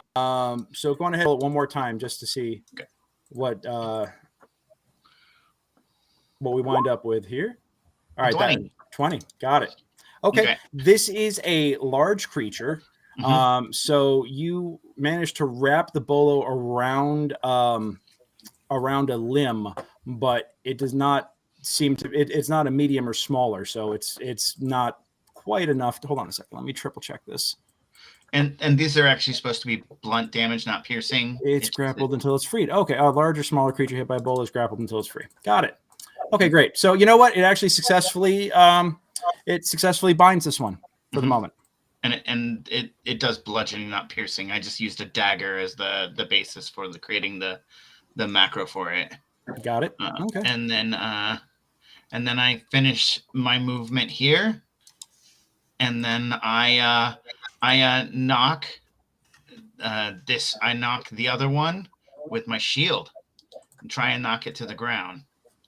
Okay. Go on ahead and give me a roll on that. No, unless he rolls terrible. Ah, got it. Because I know that's athletics, right? Right.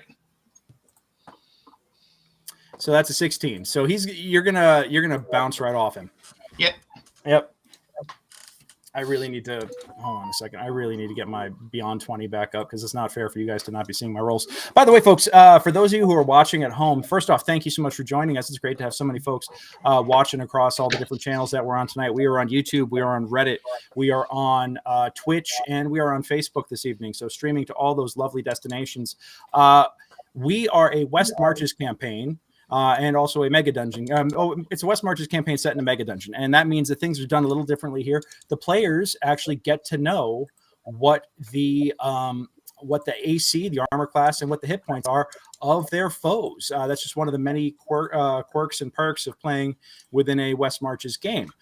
So for those of you wondering why I'm passing out that information so readily, that is why. That is part of the appeal of this, because these encounters are randomly generated.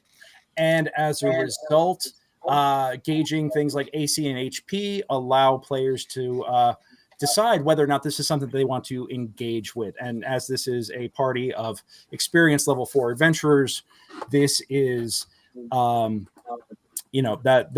they seem to have no problem with engaging with what I'm about to throw down at them. Okay, cool. All right. Now that that's been settled, my Beyond 20 should be back up. Let's so with a 16 on my strength check, you do not manage to knock him over or anything like that. Right. Okay, cool. Yep. Ready. So that is it for Miggy. Right. And I get okay.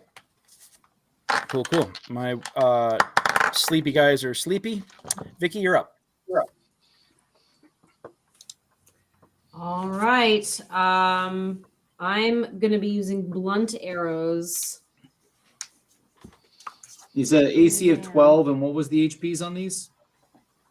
67.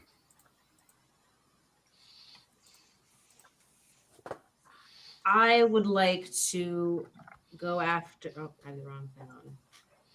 I'm going to shoot this one here. Okay. with my infused heavy magical crossbow and Okay. also invoking sharpshooter. Okay. I think it is. Okay, And, so 15. so 15 to that's hit.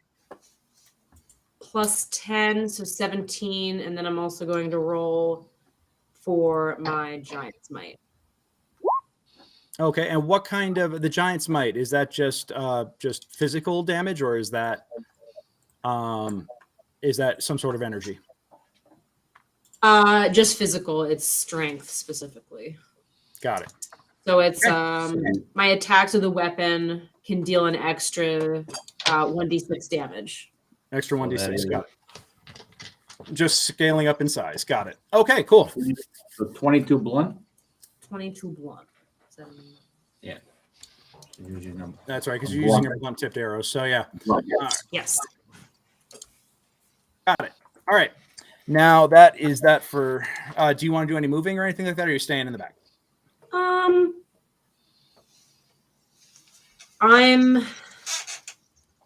I mean, if I move here, am I really up against a wall? I mean, Yes. can I be kind of around? You'll have like half cover.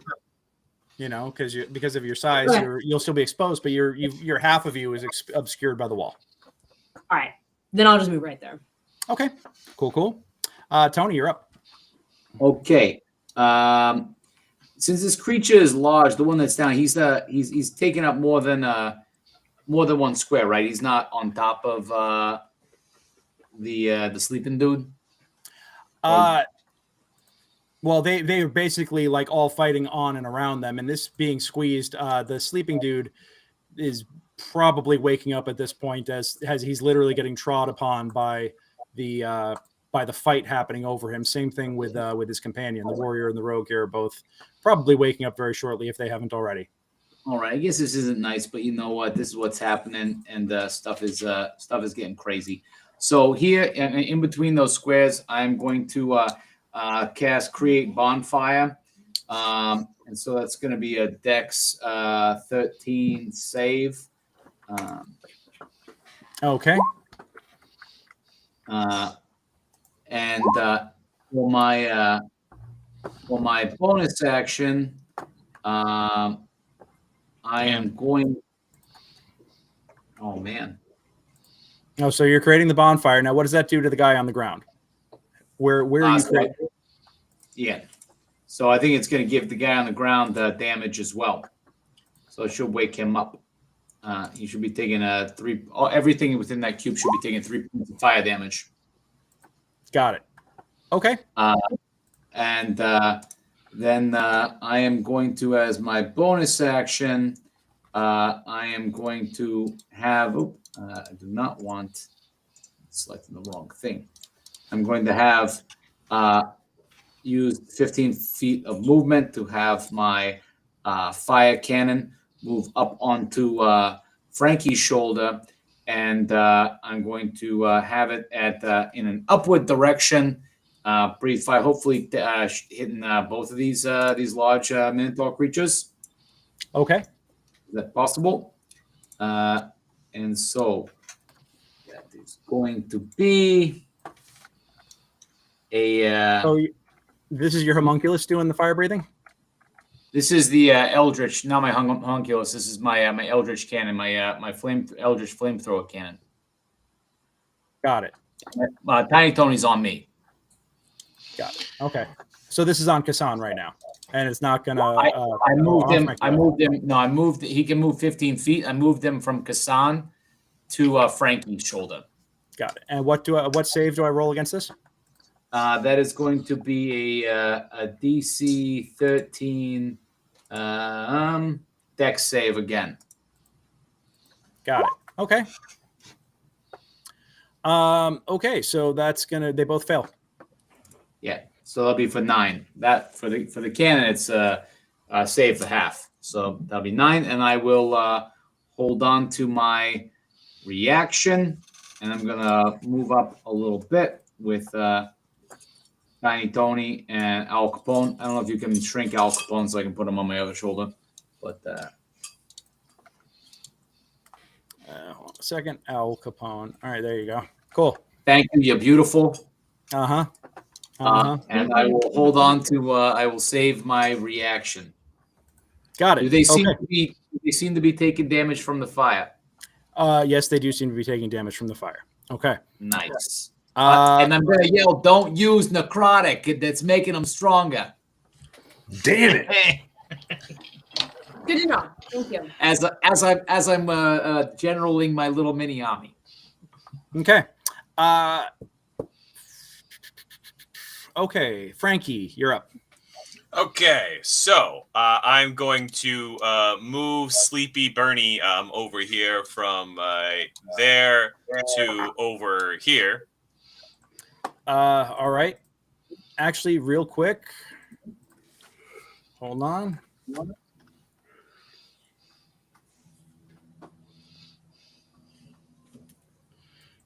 60 feet. You need a wisdom saving throw. All right. Wisdom. You find yourself to be paralyzed. You cannot move. I'm going to use my inspiration. Yes. Okay. It still sucks. Still not quite enough. So yeah, you actually go to engage, and then you actually feel your muscles all lock up and seize, and you cannot move right now. Well, then I can do literally nothing. Could carry on. Okay. Can we see what that was caused by? You cannot. Okay. All you see is literally like Frankie just kind of freeze in place as he's about to wrestle with something, and he just seems to be locked up and not moving all of a sudden. That also means that I am not raging because I cannot attack on this turn.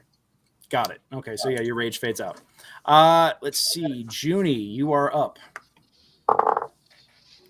Okay. The guy in front of. Well. Okay, sorry. Remind me, what's going on in that little red box? That's the bonfire. Okay, above the bonfire, I would like to place a cloud of daggers. Yeah. It's a bonfire of daggers. So that's going to be 7 slashing when they start their turn. Got it. Okay. And are you moving anywhere? No. Okay. Cool. I in that feel very case, safe behind Giant Vicky. yeah, that's fair. Yep. Very good. In my This happy guy face. breaks out of the bolus.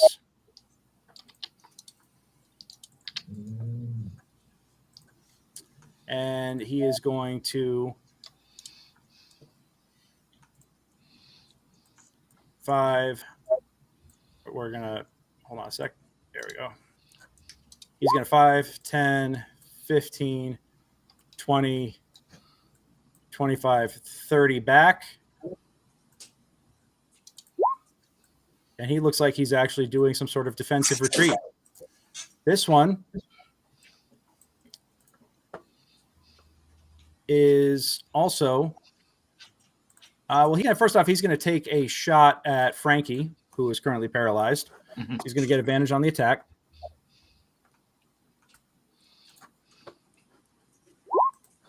Oh, no, okay, never mind. 11 and 11, not going to do it. Not going to do it. Oh, 24 slashing, that would have been glorious. But That's now good. No, because it would have been a critical hit. You said I was paralyzed, right? yes. Yeah, paralyzed. Any attack that hits a creature is a critical hit if the attacker is within 5 feet of the creature. So Okay. real hit it bad with for me. I hit it with my flail as it goes. Okay. So wait, do you get his with a critical, Frankie? No. No, he did He not. missed me.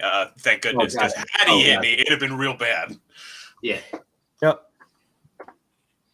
Mhm. And this one is also seemingly going to, let's see, 5, 10, 15, 20, 25. Also seems like that they're pulling back. I'm going to drop my bonfire. Okay. And they each take their slashing right off the top. So got it, and I didn't forget about the cloud of daggers. Got it. Okay, cool. Now,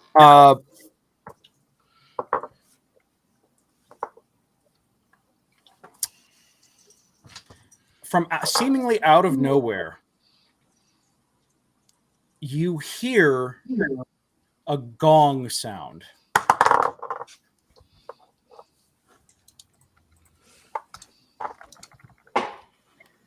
And Something tells me it's all gone wrong.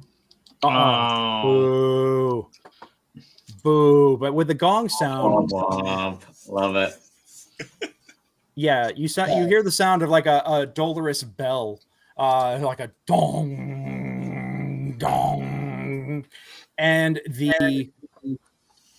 this guy right here seems like he has a surge of black energy goes around him, and he seems like he's getting stronger. All right. So, Kassan, you're up. Does that indicate an AC or hit point change in that guy? Yes, it seems like his hit points have increased. To what? He looks like he is at 36 now. He was lower. 36. Okay. I'll fire an Eldritch Blast at this mofo. Okay. See how he likes that. 12 to hit, 10 force. 12 to hit. Give me. Roll it again. Not going to work.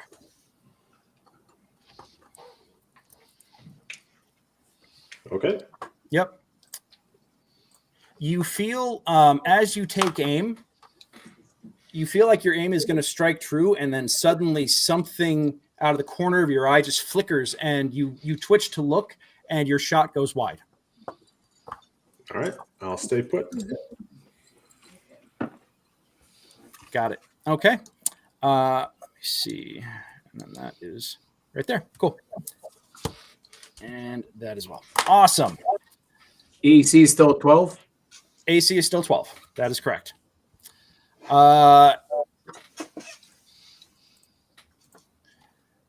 Tony, give me an Arcana check real quick.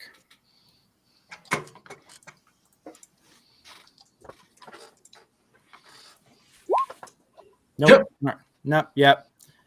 Nothing unusual. Nothing to see here. Move along. Move along. Miggy, you're up. Okay.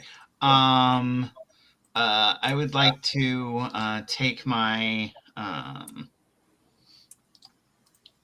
would like to hit my brother with a lesser restoration, curing his paralyzed condition.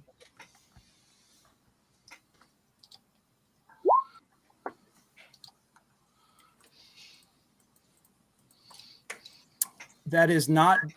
It is not a natural condition he is suffering from. Give me a Arcana check. Arcana, yeah.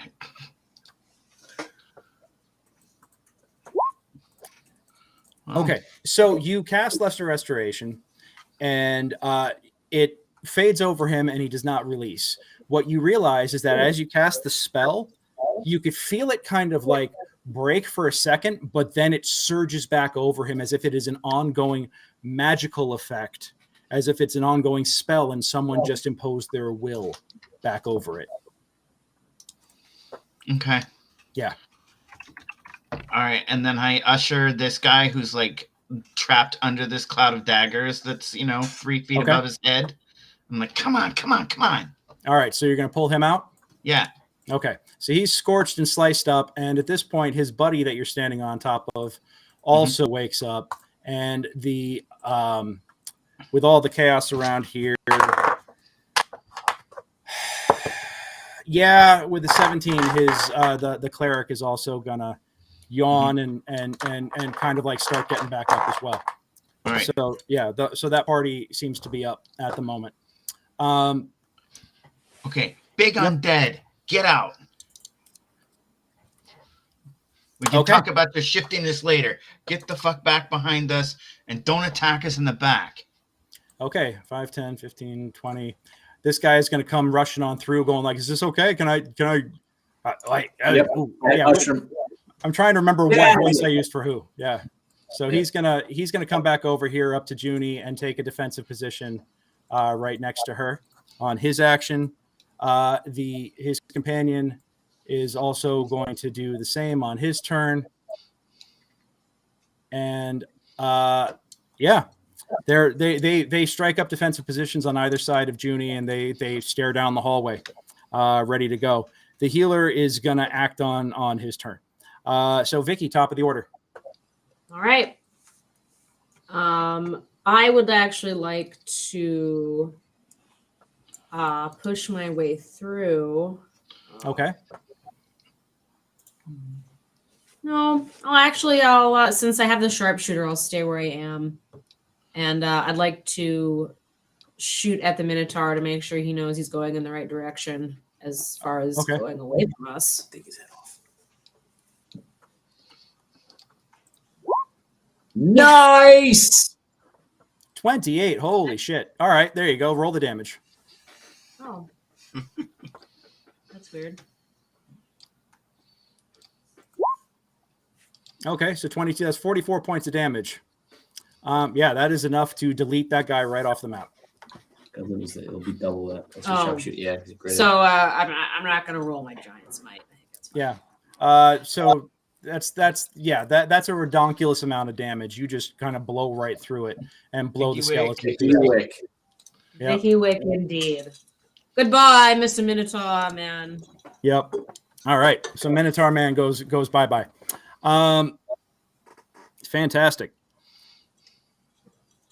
Are you staying right there, or are you taking some movement? I'm good here. Okay. Let's see. Tony, you're up. All right. I'm gonna turn to the. Let's see here. That's done for the moment. I am going to move to here Okay. and see if any of these guys, as I'm moving by, if any of these jabronis are stupid enough to take an opportunity attack against me. No, why would they do that? Because I don't know how stupid people might be sometimes. And I'm going to say, you guys need to get out of here. We'll have a conversation another time. And if any of them makes any aggressive move towards Junie, I will cast Toll the Dead on them. Okay. At this point, yeah, they're looking at you very intently and they're listening very closely. They do not seem to be inclined to do much of anything at this point, other than like keep their defensive position. And they look at you and like, "We're not leaving you, mate." It's like a code or something, but you don't just leave people down here. Okay. And his buddy kind of looks at him like, "What?" But yeah, they're determined to stand firm right now.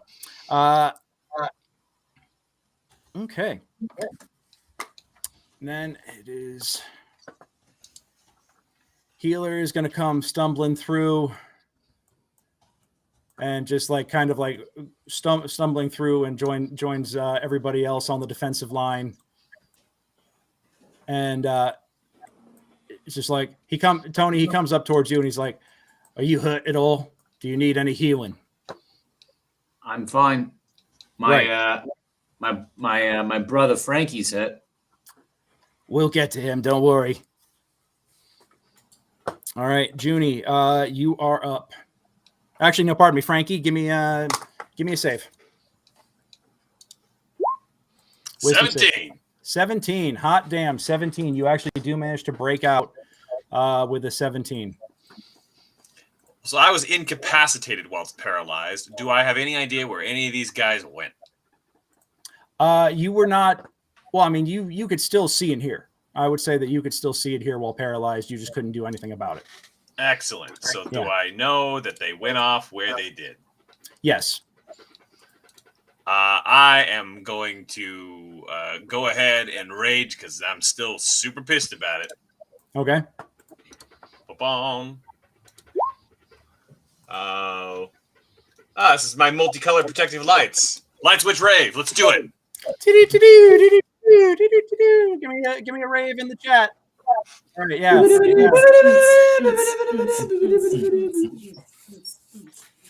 All right. So now I'm going to walk right through this cloud of daggers. I'm coming after this guy. All right, got it. It's Junie, roll hovering. damage. Ow. Yeah, roll the damage. I apologize in advance. Okay. It's all right. Can you drop it? Is it like other things that it can be dropped at will? Well, you didn't expect Frankie to just go tearing ass through it, so Frankie's going to take the damage. You're going to take 5 on that? Ah, Yep, you're not worried. Okay, good. All right. And Frankie, yeah, you see the Minotaur standing right here just waiting. all right. So I'm going to take out one Psy. That's my item interact. And I'm going to hit him with my Moon Touch Longsword. With All right. my His ready to action is going to go off, and does a 17 hit you? No. I like the confidence with which you speak, sir. All right, yeah. So yeah, that goes off, and you pop him. All right. Great. Have a longsword to the face. Why don't Okay. you? That is one-handed. Does a 21 hit him? 21 will hit, as a matter of fact, for 10 slashing. Oh, plus my rage damage. So 12 slashing. Got it. Okay. And that will end my turn. Got it. All right. And 12 now magic, right? Yeah, 12 magic flesh. Yeah, 12 magic. Yep. Absolutely. All right. At this point, Junie, you're up. Okay, so I don't see any enemies, do I? Not right now. You can hear Frankie going rip shit down the hallway. All right. Oh gosh. I'm going to Can I see him? See Frankie? Mm-hmm. Can you see Frankie? Yeah. Well, but not from where you're standing right now, because he's around the corner. Oh, I see. Yeah. I'm going to screw it. I'm just gonna. How far is that?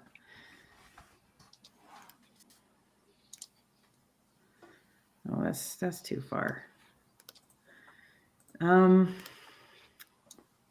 you keep the cloud of daggers up, or do you drop it? I'm gonna drop it. Okay, and Frankie, you already dropped, or Tony, you already dropped the bonfire, right? He did, yeah. Yeah, got it. I Okay, mean, cool. If no one's probably gonna go through it at this point, I'm gonna move. What's it? Is that 30? Yep. All right. And as you go, the one of your two new compatriots kind of gently puts a hand on your shoulder and say, "Oh, you sure, miss? It's dangerous." There be monsters. True. There be monsters. And I'm gonna say the Turtle Tonys never leave a man to fight on his own. Okay. It's true. Talking about a family here. Junie knows. Although they'll totally leave, like jelly.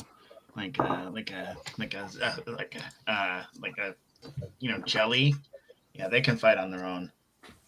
All right. I was debating doing a message, but then I was like, he's raging. That's not gonna. Yeah. What can he? There's no point. Okay. Alrighty then. So that is it for June. Unless are you going to cast anything, or are you just moving? Just moving. Okay. Well, I guess I could take a double move. Yeah, you could do a double move.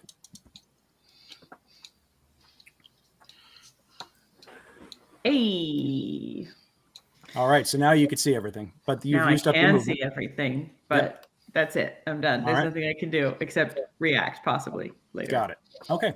So now the Minotaur is going to swing its great axe at Frankie and miss with a 13. Why is it that all my rolls suck all of a sudden? But as But you not against me. Yeah, it's true. But as they attempt to hack at Frankie, you hear from down the hallway more stomping and what looks to be a rotting corpse of an ogre comes out from around the corner. It gives a roar, a savage roar, and charges straight forward with its great club, wielding it 5, 10, 15, 20, 25, 30, 35, and it is going to go right at Junie.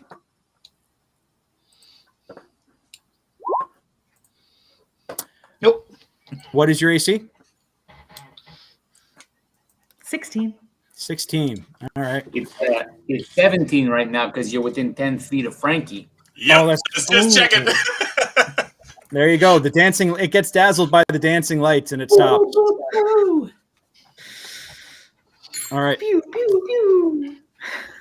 Oh, no party like a total Tony party. Because a total Tony party don't stop. Yeah, that's right. Okay, so yeah, you guys wind up going perfect. Okay. It swings and you manage to quickly duck under it and avoid getting splatted against the wall. So that's it for that guy. Kassan, it is your action. Okay, Kassan is going to run up into the fray, Mm-hmm. take a swing at the Minotaur. Okay. 15. 15 on the Minotaur. Okay. So do 8 slashing. That's gonna be wait, and roll your. Do you deal in necrotic because you're not hexing right now, right? That one was deleted, yeah. And I That one- showed I didn't move it. Pretty sure this is actually the one with the hex because the other one was hit with the bolo. This is the one with the hex on it because I see the little icon I was using for hex. Okay. Yep. So go ahead and roll your hex damage. Yep. 6. So you actually see your pole arm bash it apart, but then like black energy wraps over it and pulls it back together just barely. All right. All right.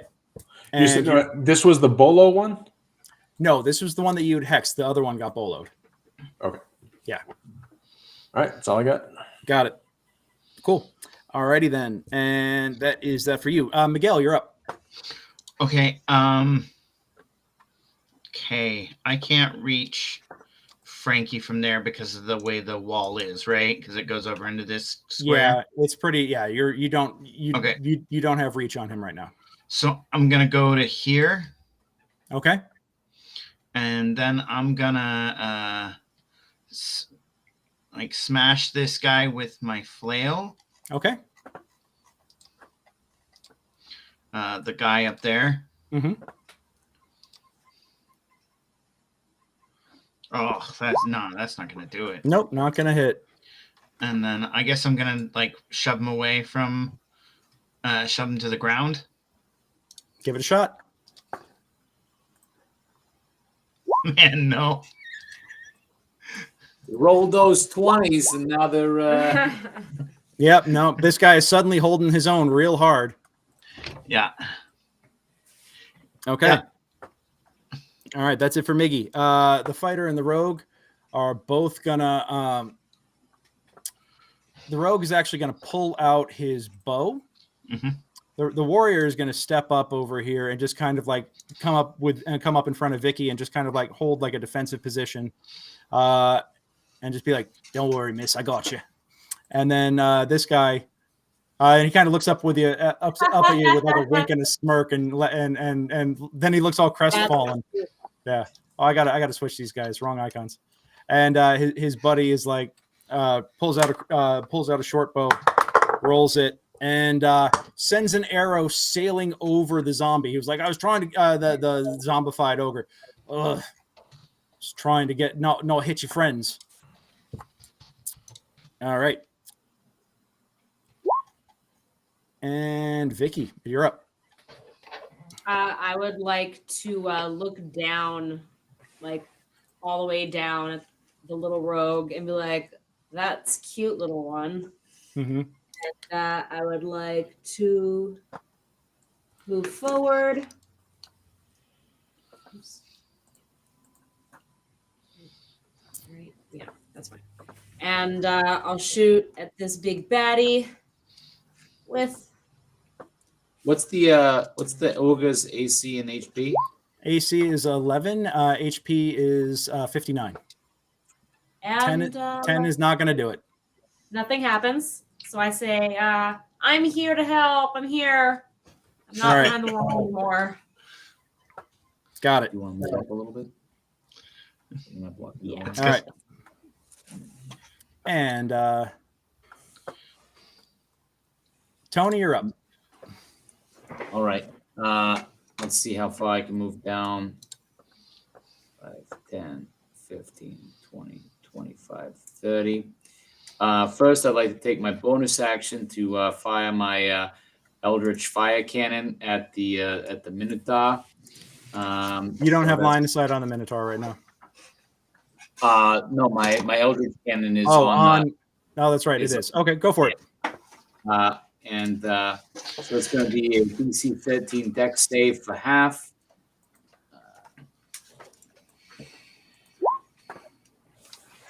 Yep, he's going to fail that for 3 points of damage. That's actually exactly the amount of hit points left. Finally, Yeah. dropping one without one of my buddies.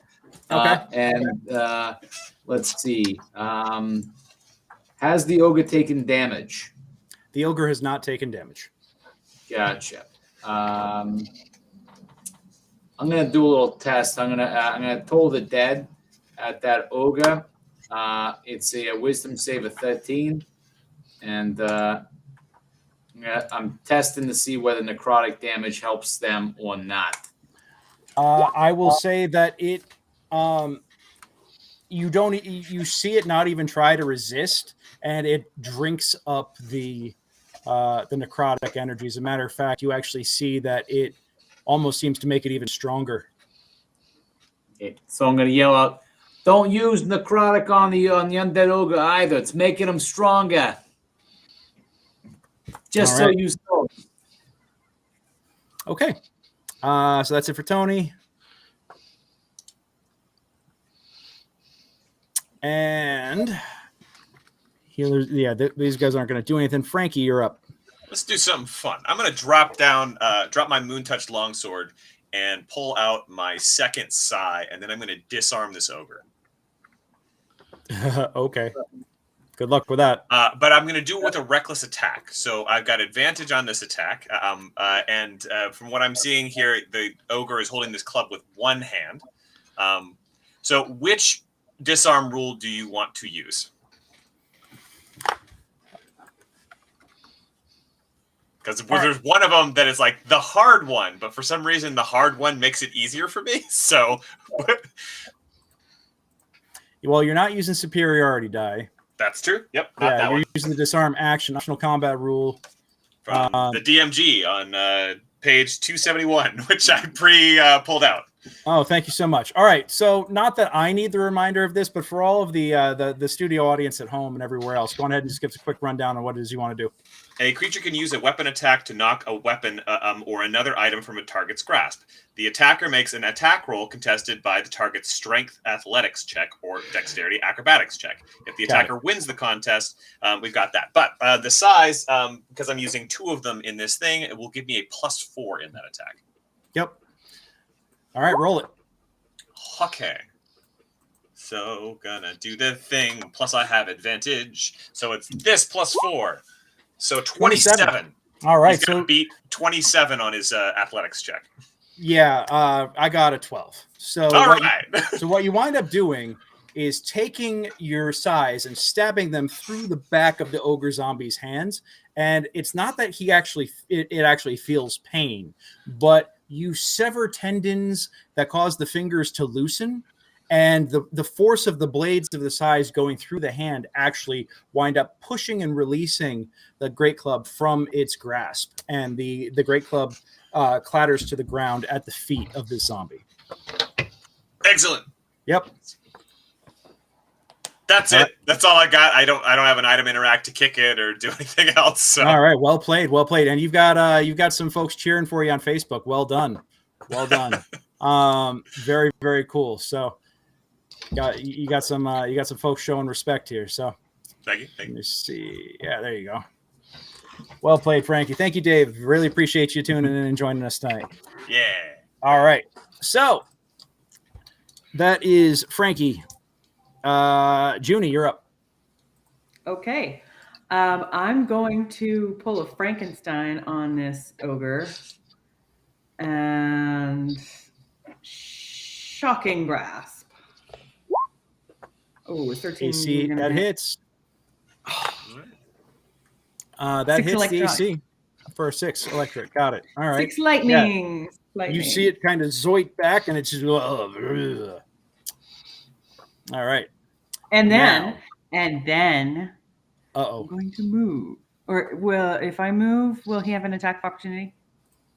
Yes, if you leave the threatened range. Okay, I'm not going to move. Doesn't, with shocking grasp, doesn't it prevent the reactions? Hold on a second. It can't take reactions until the start of its next turn. That's the beauty of shocking grasp, Junie. Oh yeah. Chef's kiss. Made of metal. And I am going to move. I'm just going to go whip back to my Can't happy take place. reactions. Yeah, on a hit, the target takes a D8 lightning and can't take reactions until its next turn. You are correct.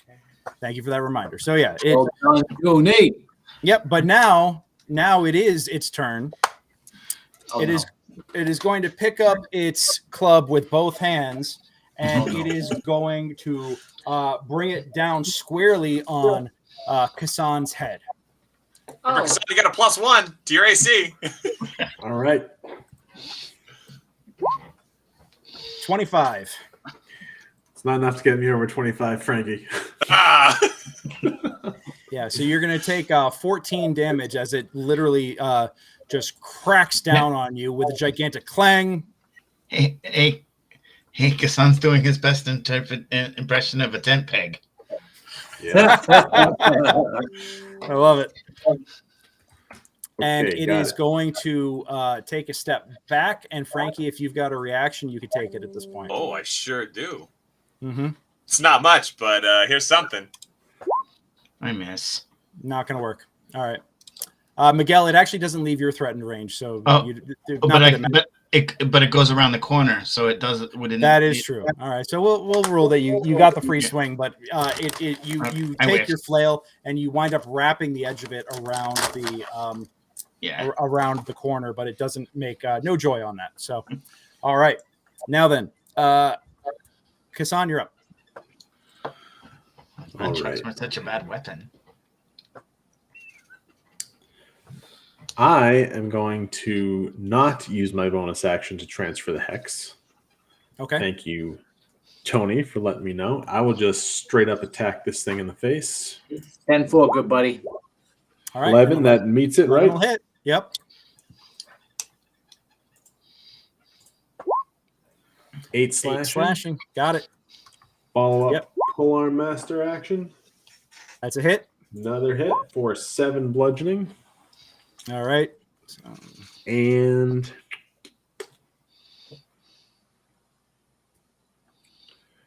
to move or not to move?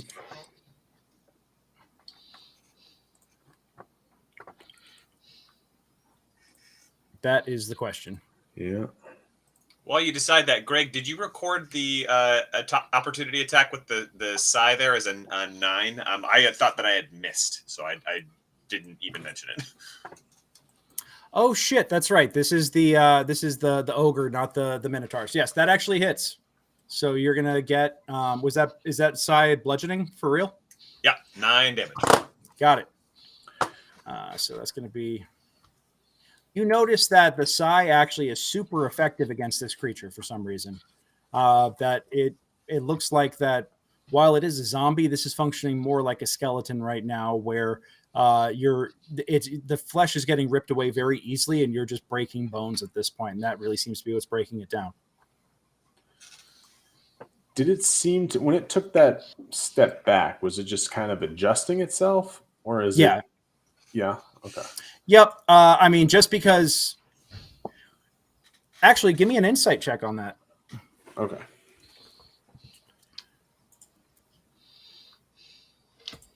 I got a 12 for you. It's weird, but you know that zombies don't do that. They don't step back? No, they don't. They just basically keep going forward. Zombies are completely mindless. This one seems to be working with a modicum of intelligence. Yeah. Okay. Yep. I will stay put. Okay. Got it. All right. Yeah, that means, and then my it turn. is Miggy, and then Vicky, you're on deck. Okay. How many hit points does this thing got left? 20. Okay. I'm just gonna hit him with an upcasted guiding bolt.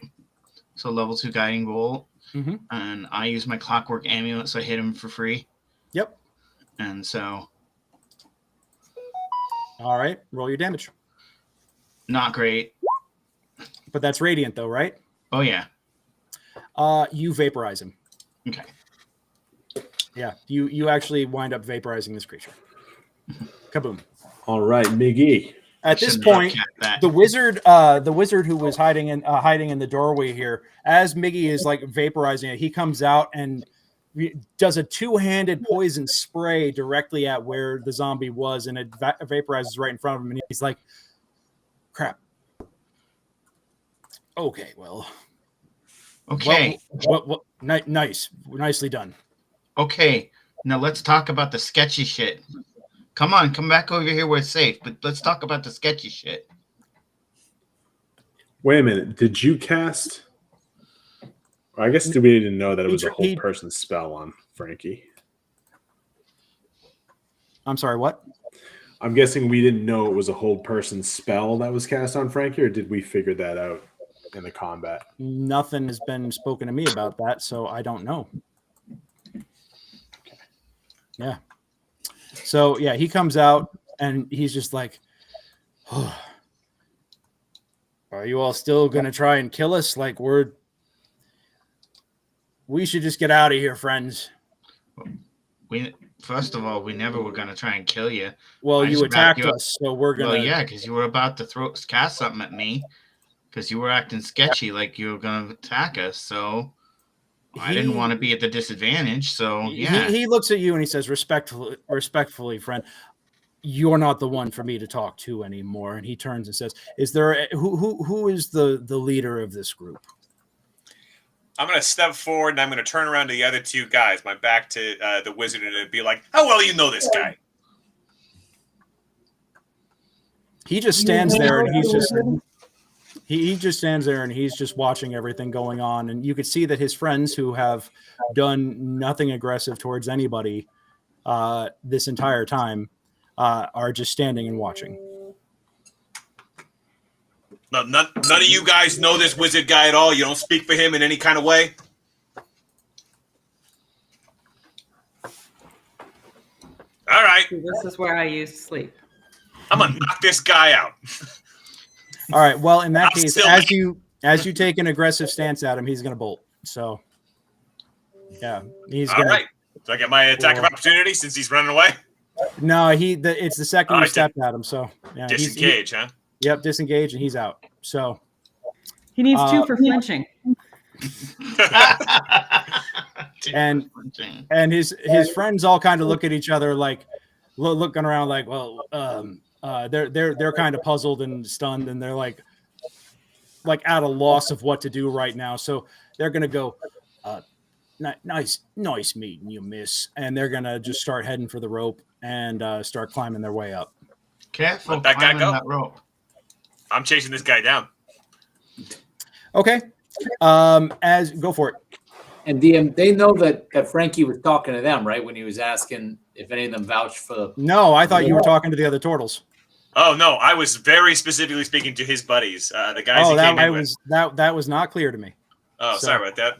Yeah, no, I was trying to be like, you want to vouch for him? We backed it up then, and let's. It seemed like a very pointed silence. No, That's it was, what I thought was going on. That, Like, that was me because you said that you turned and faced Miguel and Kassan. You told me you were facing them, and I'm like, oh, I thought you were talking. I literally thought you were out of game above the table. I thought you were literally talking to your fellow players. No, he was talking about. yeah. Okay. Yeah. So anyhow, you come tearing through here, and you come looking around, and there is, give me a perception check with disadvantage. All right. Oh, and let's just make sure. Yeah, 6 for sure. If I don't see anything and I still have my attack and I can't attack anything, I'm going to use my magical awareness to see if that dude has just cast some kind of spell to hide himself. Okay, explain to me how that works then. As an action, you can open your awareness to the presence of concentrated magic. Until the end of your next turn, you know the location of any spell or magic item within 60 feet of you that isn't behind total cover. When you sense a spell, you will learn the school of magic it belongs to. All right, yeah, you actually do sense an illusion spell, and you sense it through this doorway over here in this room. I did not see the ping on the map. Can you do that one more time? Sorry about that, because you have a light source on you. Yeah. No, you know what? Actually, I put my sword down. That's right. Okay, so yeah, you're stumbling around in darkness. You have a general idea of where this is, but you are going to have a hard time getting to it. You get the feeling that there's magic happening back towards where your party is. All right. Are we still in combat order right now? No, we are not. All right, then I'm going to put my size away and I will go back get my sword. Okay. All right. And yeah, these guys all shimmy up the rope, and they're gone at this point because you've taken off, and they're not. They don't seem terribly inclined to stick around right now. And how long does that effect last? Magical awareness? Yeah. 1 round. Okay. Till the end of my next turn. All right. So yeah, you get the feeling that there was some sort of illusion spell cast, but you also pick up several other magical auras based on the equipment of your party. And yeah. And my rage now ends because I haven't attacked anything. So yep. That's 2 rages down. Hate that guy. Okay. What do you guys want to do now? You have torn through. Sorry, guys, but they were gonna that wizard was sketchy. They were gonna attack us. I don't Hey, know if you about think the so, fighter I trust your opinion. I don't know about like his cleric and fighter and I don't know roguish friend, but that wizard he was up to no good. Yeah, no, that seems pretty clear. I think all things considered, that the fact that those other 3 guys walked away from this whole thing and this guy doubled down on some attacking nonsense and tried to manipulate the situation. Yeah, no, I think you made the right call. Oh, speaking of making the right call, I'm going to shove the great club of this ogre underneath the door to wedge the door shut. Which door? This one right here. Got it. Okay. Now, real quick, as you do that, let me ask you, how do you, are you just saying that out of supposition, or did you have like some sort of insight check that I missed about fighting and attacking and stuff? I'm just curious. No, you sent me a thing saying that. No. I'm talking to Frankie. Okay, sorry. Okay. Oh, I'm assuming that this guy is up to no good, and if he wants to run away, well, that's fine. Now he's trapped in here with anything else that's bad, so I'm going to make sure he can't get back out. That's fair. To circle around on us. Okay. Cool. Sounds good. It connects to the other room, Frankie, and that door's broken, so it can't. It's not really doing it. See, this one here, it goes Yeah. around and it connects to this one over here. And since this one's door is broken, we can't really lock him in. Oh yeah, good point. I'm gonna go walk over to this door here and wedge that door shut. And what are you going to wedge that shut with? The great axe from the Minotaur. Okay. I like this. It's creative problem solving. I appreciate that. All right. So now what do you guys want to do? We're heading in. I'm gonna shout some expletives underneath the door before I go. Okay. I would suggest we make a short rest, but that's never worked. I'm down for a short rest, maybe. We should take a short rest, but Yeah, I agree. It might be worth it in case he tries to come back through here and I get to laugh at him. okay. So I'm going to open Hey, Junie, this what's door. your passive perception? Passive perception is 14. 14. Seemingly out of nowhere, as you are standing there behind everybody else, you hear almost a whisper. We didn't want to hurt anyone. I'm going to look around. And now your crazy friend's trying to kill me, so we're going to peace out, but we'll see you around. So I can't see I can't see him, can I? You clearly cannot see anything, but as you hear something heading towards the exit, and you do see the rope start to wiggle and move as if something is climbing up it. All right. I'm going to shout to the party. Guys, he's making his way up the rope. let him go. Yep. By the time you guys get over there, he's long gone. Okay. Yep. I think we've made an enemy today, friends. All right. Good. I'd like to open this door to see if there's a nice, safe little room in here for us to take a short rest in. Yeah, there's a nice safe room for you guys to take a little short rest in. And you can secure the door with a piton, and we'll take a 2-minute drink freshening break. How about that? Yay! Ding. Ding. We'll be right back.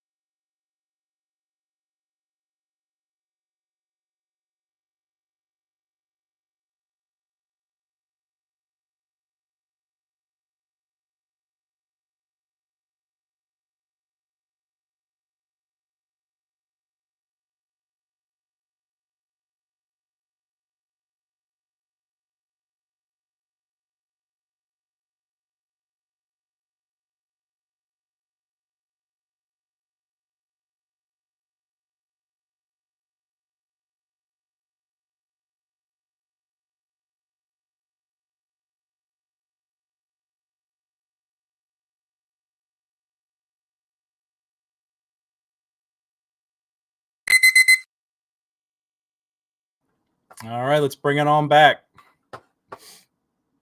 And let's bring it on back. Bring it on back. All right. So, as you, Tony, give me a perception check.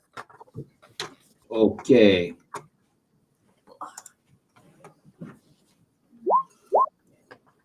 15. Oh, you're already in the next room. Okay, never mind then. Not you. You as you are examining the space, you do recognize that this is the area where you discovered Haywood. You recognize that this is you actually still find the corpses of the Huekivas relatively undisturbed, but with your perception, you actually notice that the corpses have been moved since you fought them. It looks like that they may have been rolled, basically. Junie, give me a perception check as you're in your area right now.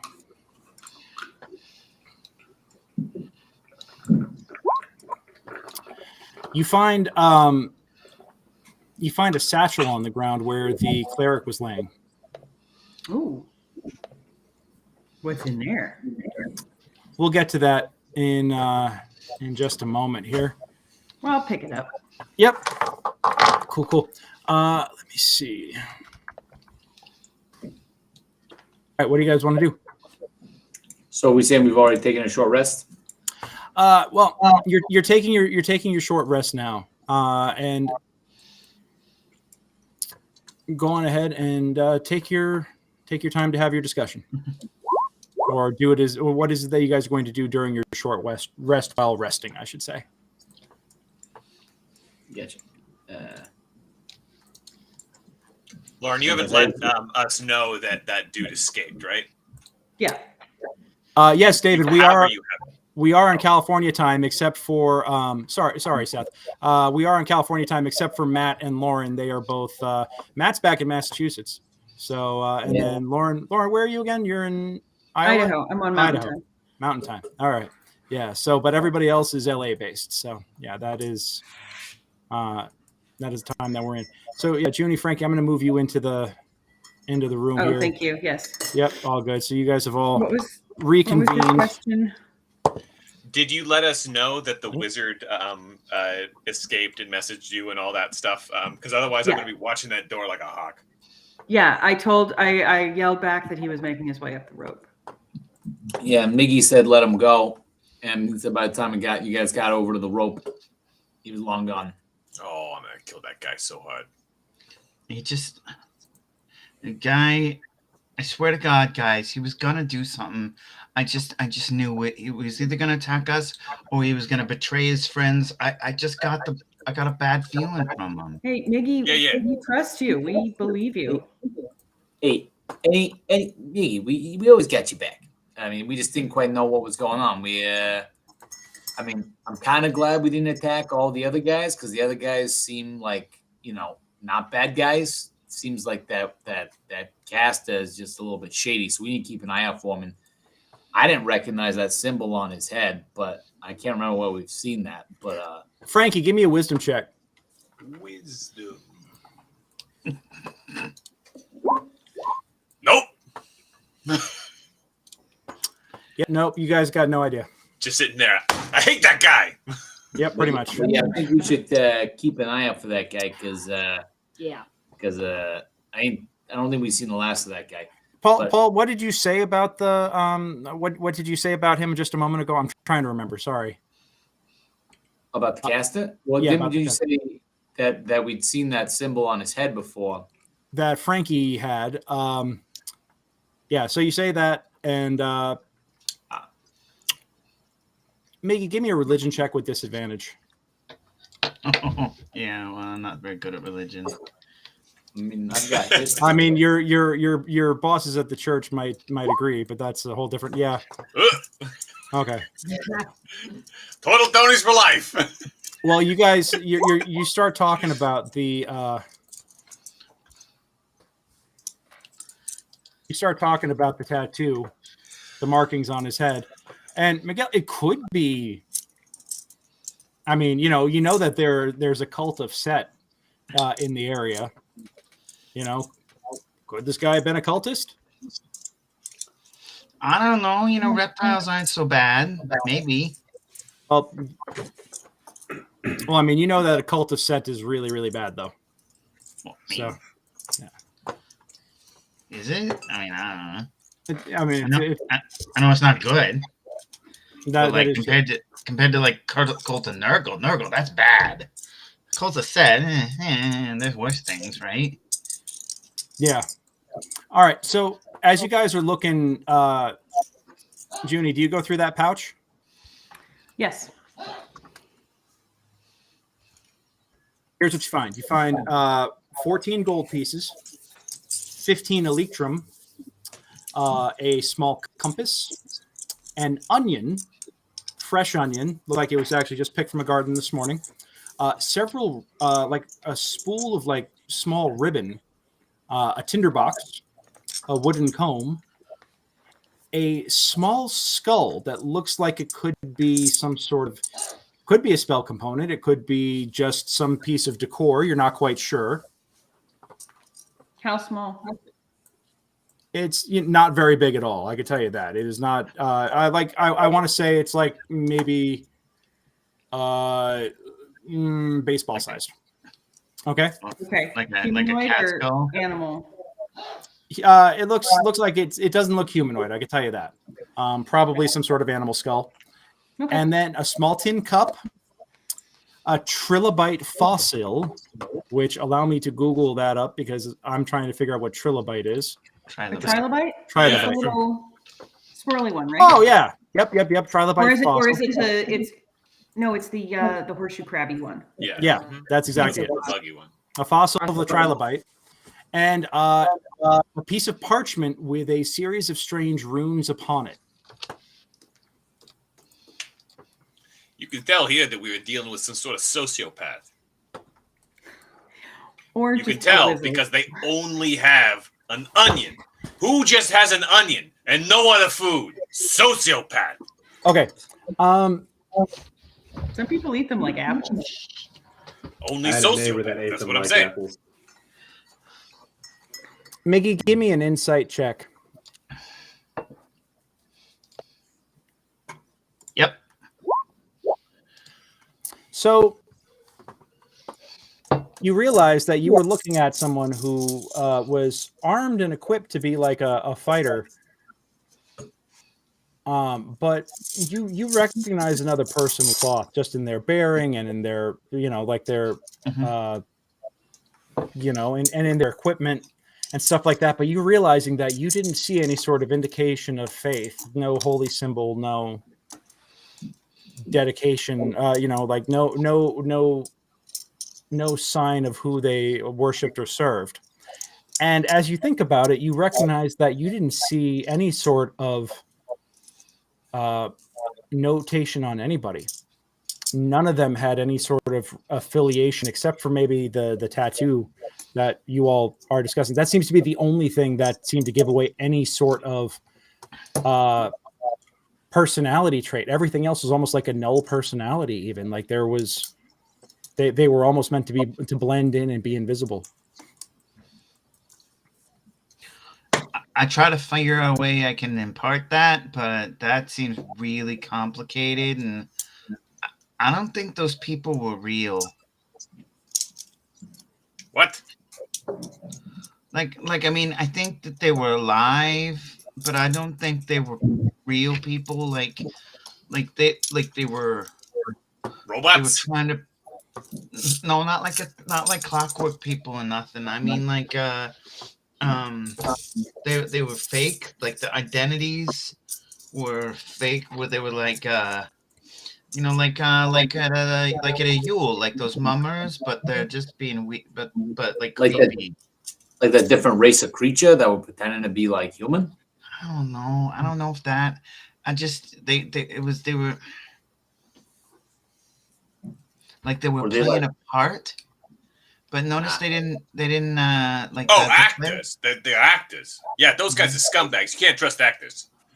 No, but not. I don't know. They were like more like I don't know. Noted. Is there like a deity? Is there like a deity that does that? Like where it wants them to like fade in with everybody? Like it's sketchy like that? Or that like Religion check come in here for on that? a ritual where they need to like present as something? Give me a religion check. Nope. Tony, what's your history check for? I see you rolled a 24 on history for some reason. Yeah, I rolled that history check when I was just thinking when we were talking about the tattoo, etc. of the area. And Okay. Okay. Does Yeah, it you combine- guys can't. I mean, there are deities and other pantheons that aren't local to here that you've heard talk of.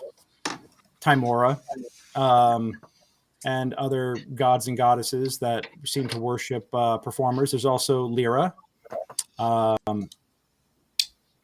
None of y'all would know anything about that. I don't know if any of them would have anything to do with trilobites, though. And like, That's probably a spell component. Yeah. Give me an Arcana check. I feel Junie. like I've seen it before. Or not. Or I have no idea what I'm talking about. Junie, you don't know for sure. You don't have any sort of like firsthand knowledge, but you're just assuming that something that's dead is probably a necromantic component. Probably, maybe. You know? Okay. Yeah. Well, That's I mean, pretty much like the best you can come up with right now.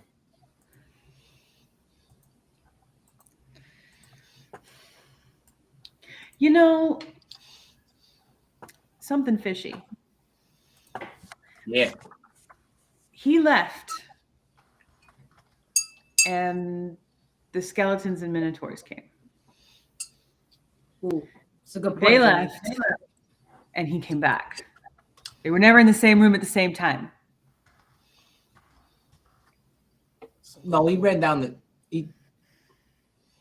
Did he? No, that's not quite what happened. It's like the sun and the moon, never in the sky at He the was same time. he was yelling. except for all the time. Yeah, when you can see the moon during the day, though. We were You all see them talking. during the day all the time. But I was thinking we should probably try and go down the the area that middle room and try and find the body if that's what we're gonna try and do. Try and find Haywood's body. Get on over there and see if we can. Okay. So just to expedite, because we're coming up right at the end of the session, you do get back to the temple dedicated to Nurgle. The shattered statue, the pit trap still stands open where the statue was shoved into it and shattered at the bottom of the pit with a great sound and great fanfare, as it were. Looking about you could see that the statue rubble has been picked through. But more importantly, you don't find any bodies or any sort of indicators of no signs of life other than the fact that the rubble seems to have been shifted about. There is no body down there. And you actually recall that when you were first there and you recovered the dwarven cleric who was alive, that they were the only thing down there, the only being at the time. Which was why I was saying we're gonna go further north past there to try and see if there's anything, because we couldn't remember that they were in the area, etc.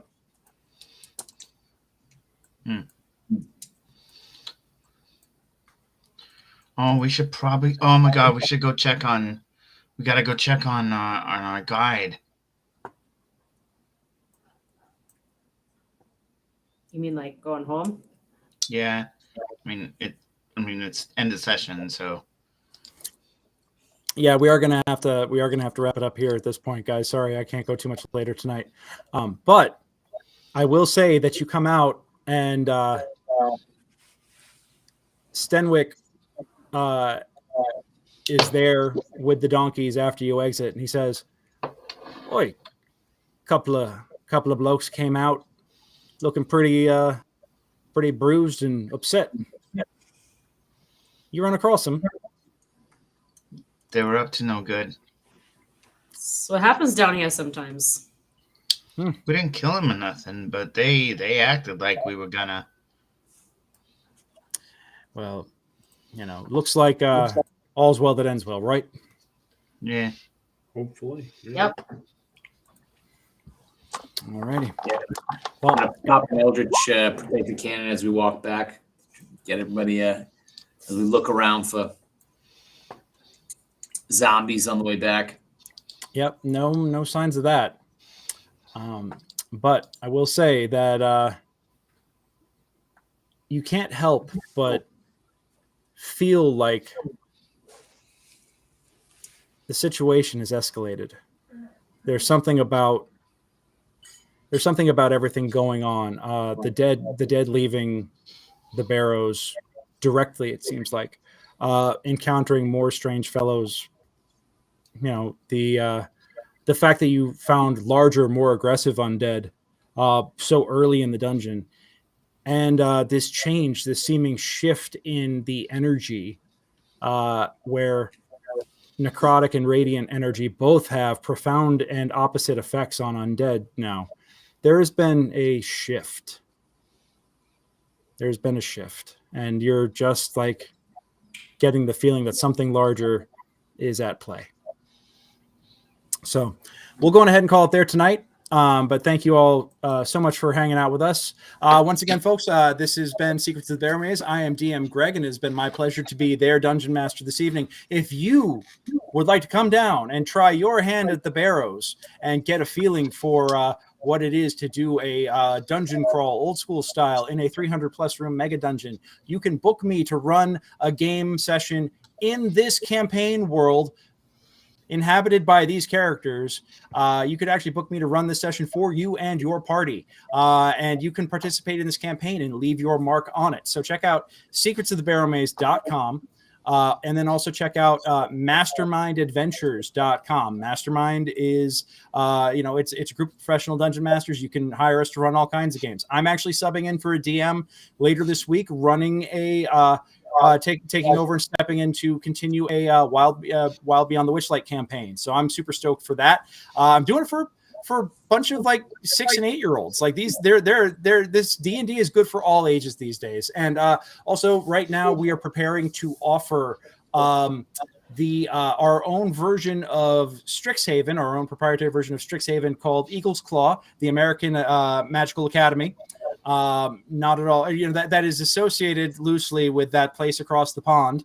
Although we are very forward thinking and inclusive of all, no matter what shade, stripe, or whatever, however you identify, you are welcome at Eagle's Claw. I am going to be running a spring break long mini campaign from April 18th through 22nd for students on spring break. It's going to be running noon to 3 p.m. each day Eastern, so 9 a.m. to noon Pacific. So I'll be getting up early, having coffee, rolling dice all that week for a lucky party of students who are preparing, who in character are preparing for their finals, their finals at the semester for Eagle's Claw, and are taking their pre-final break and find themselves wrapped up in adventure and intrigue that spans time and space. So very, very excited to run that.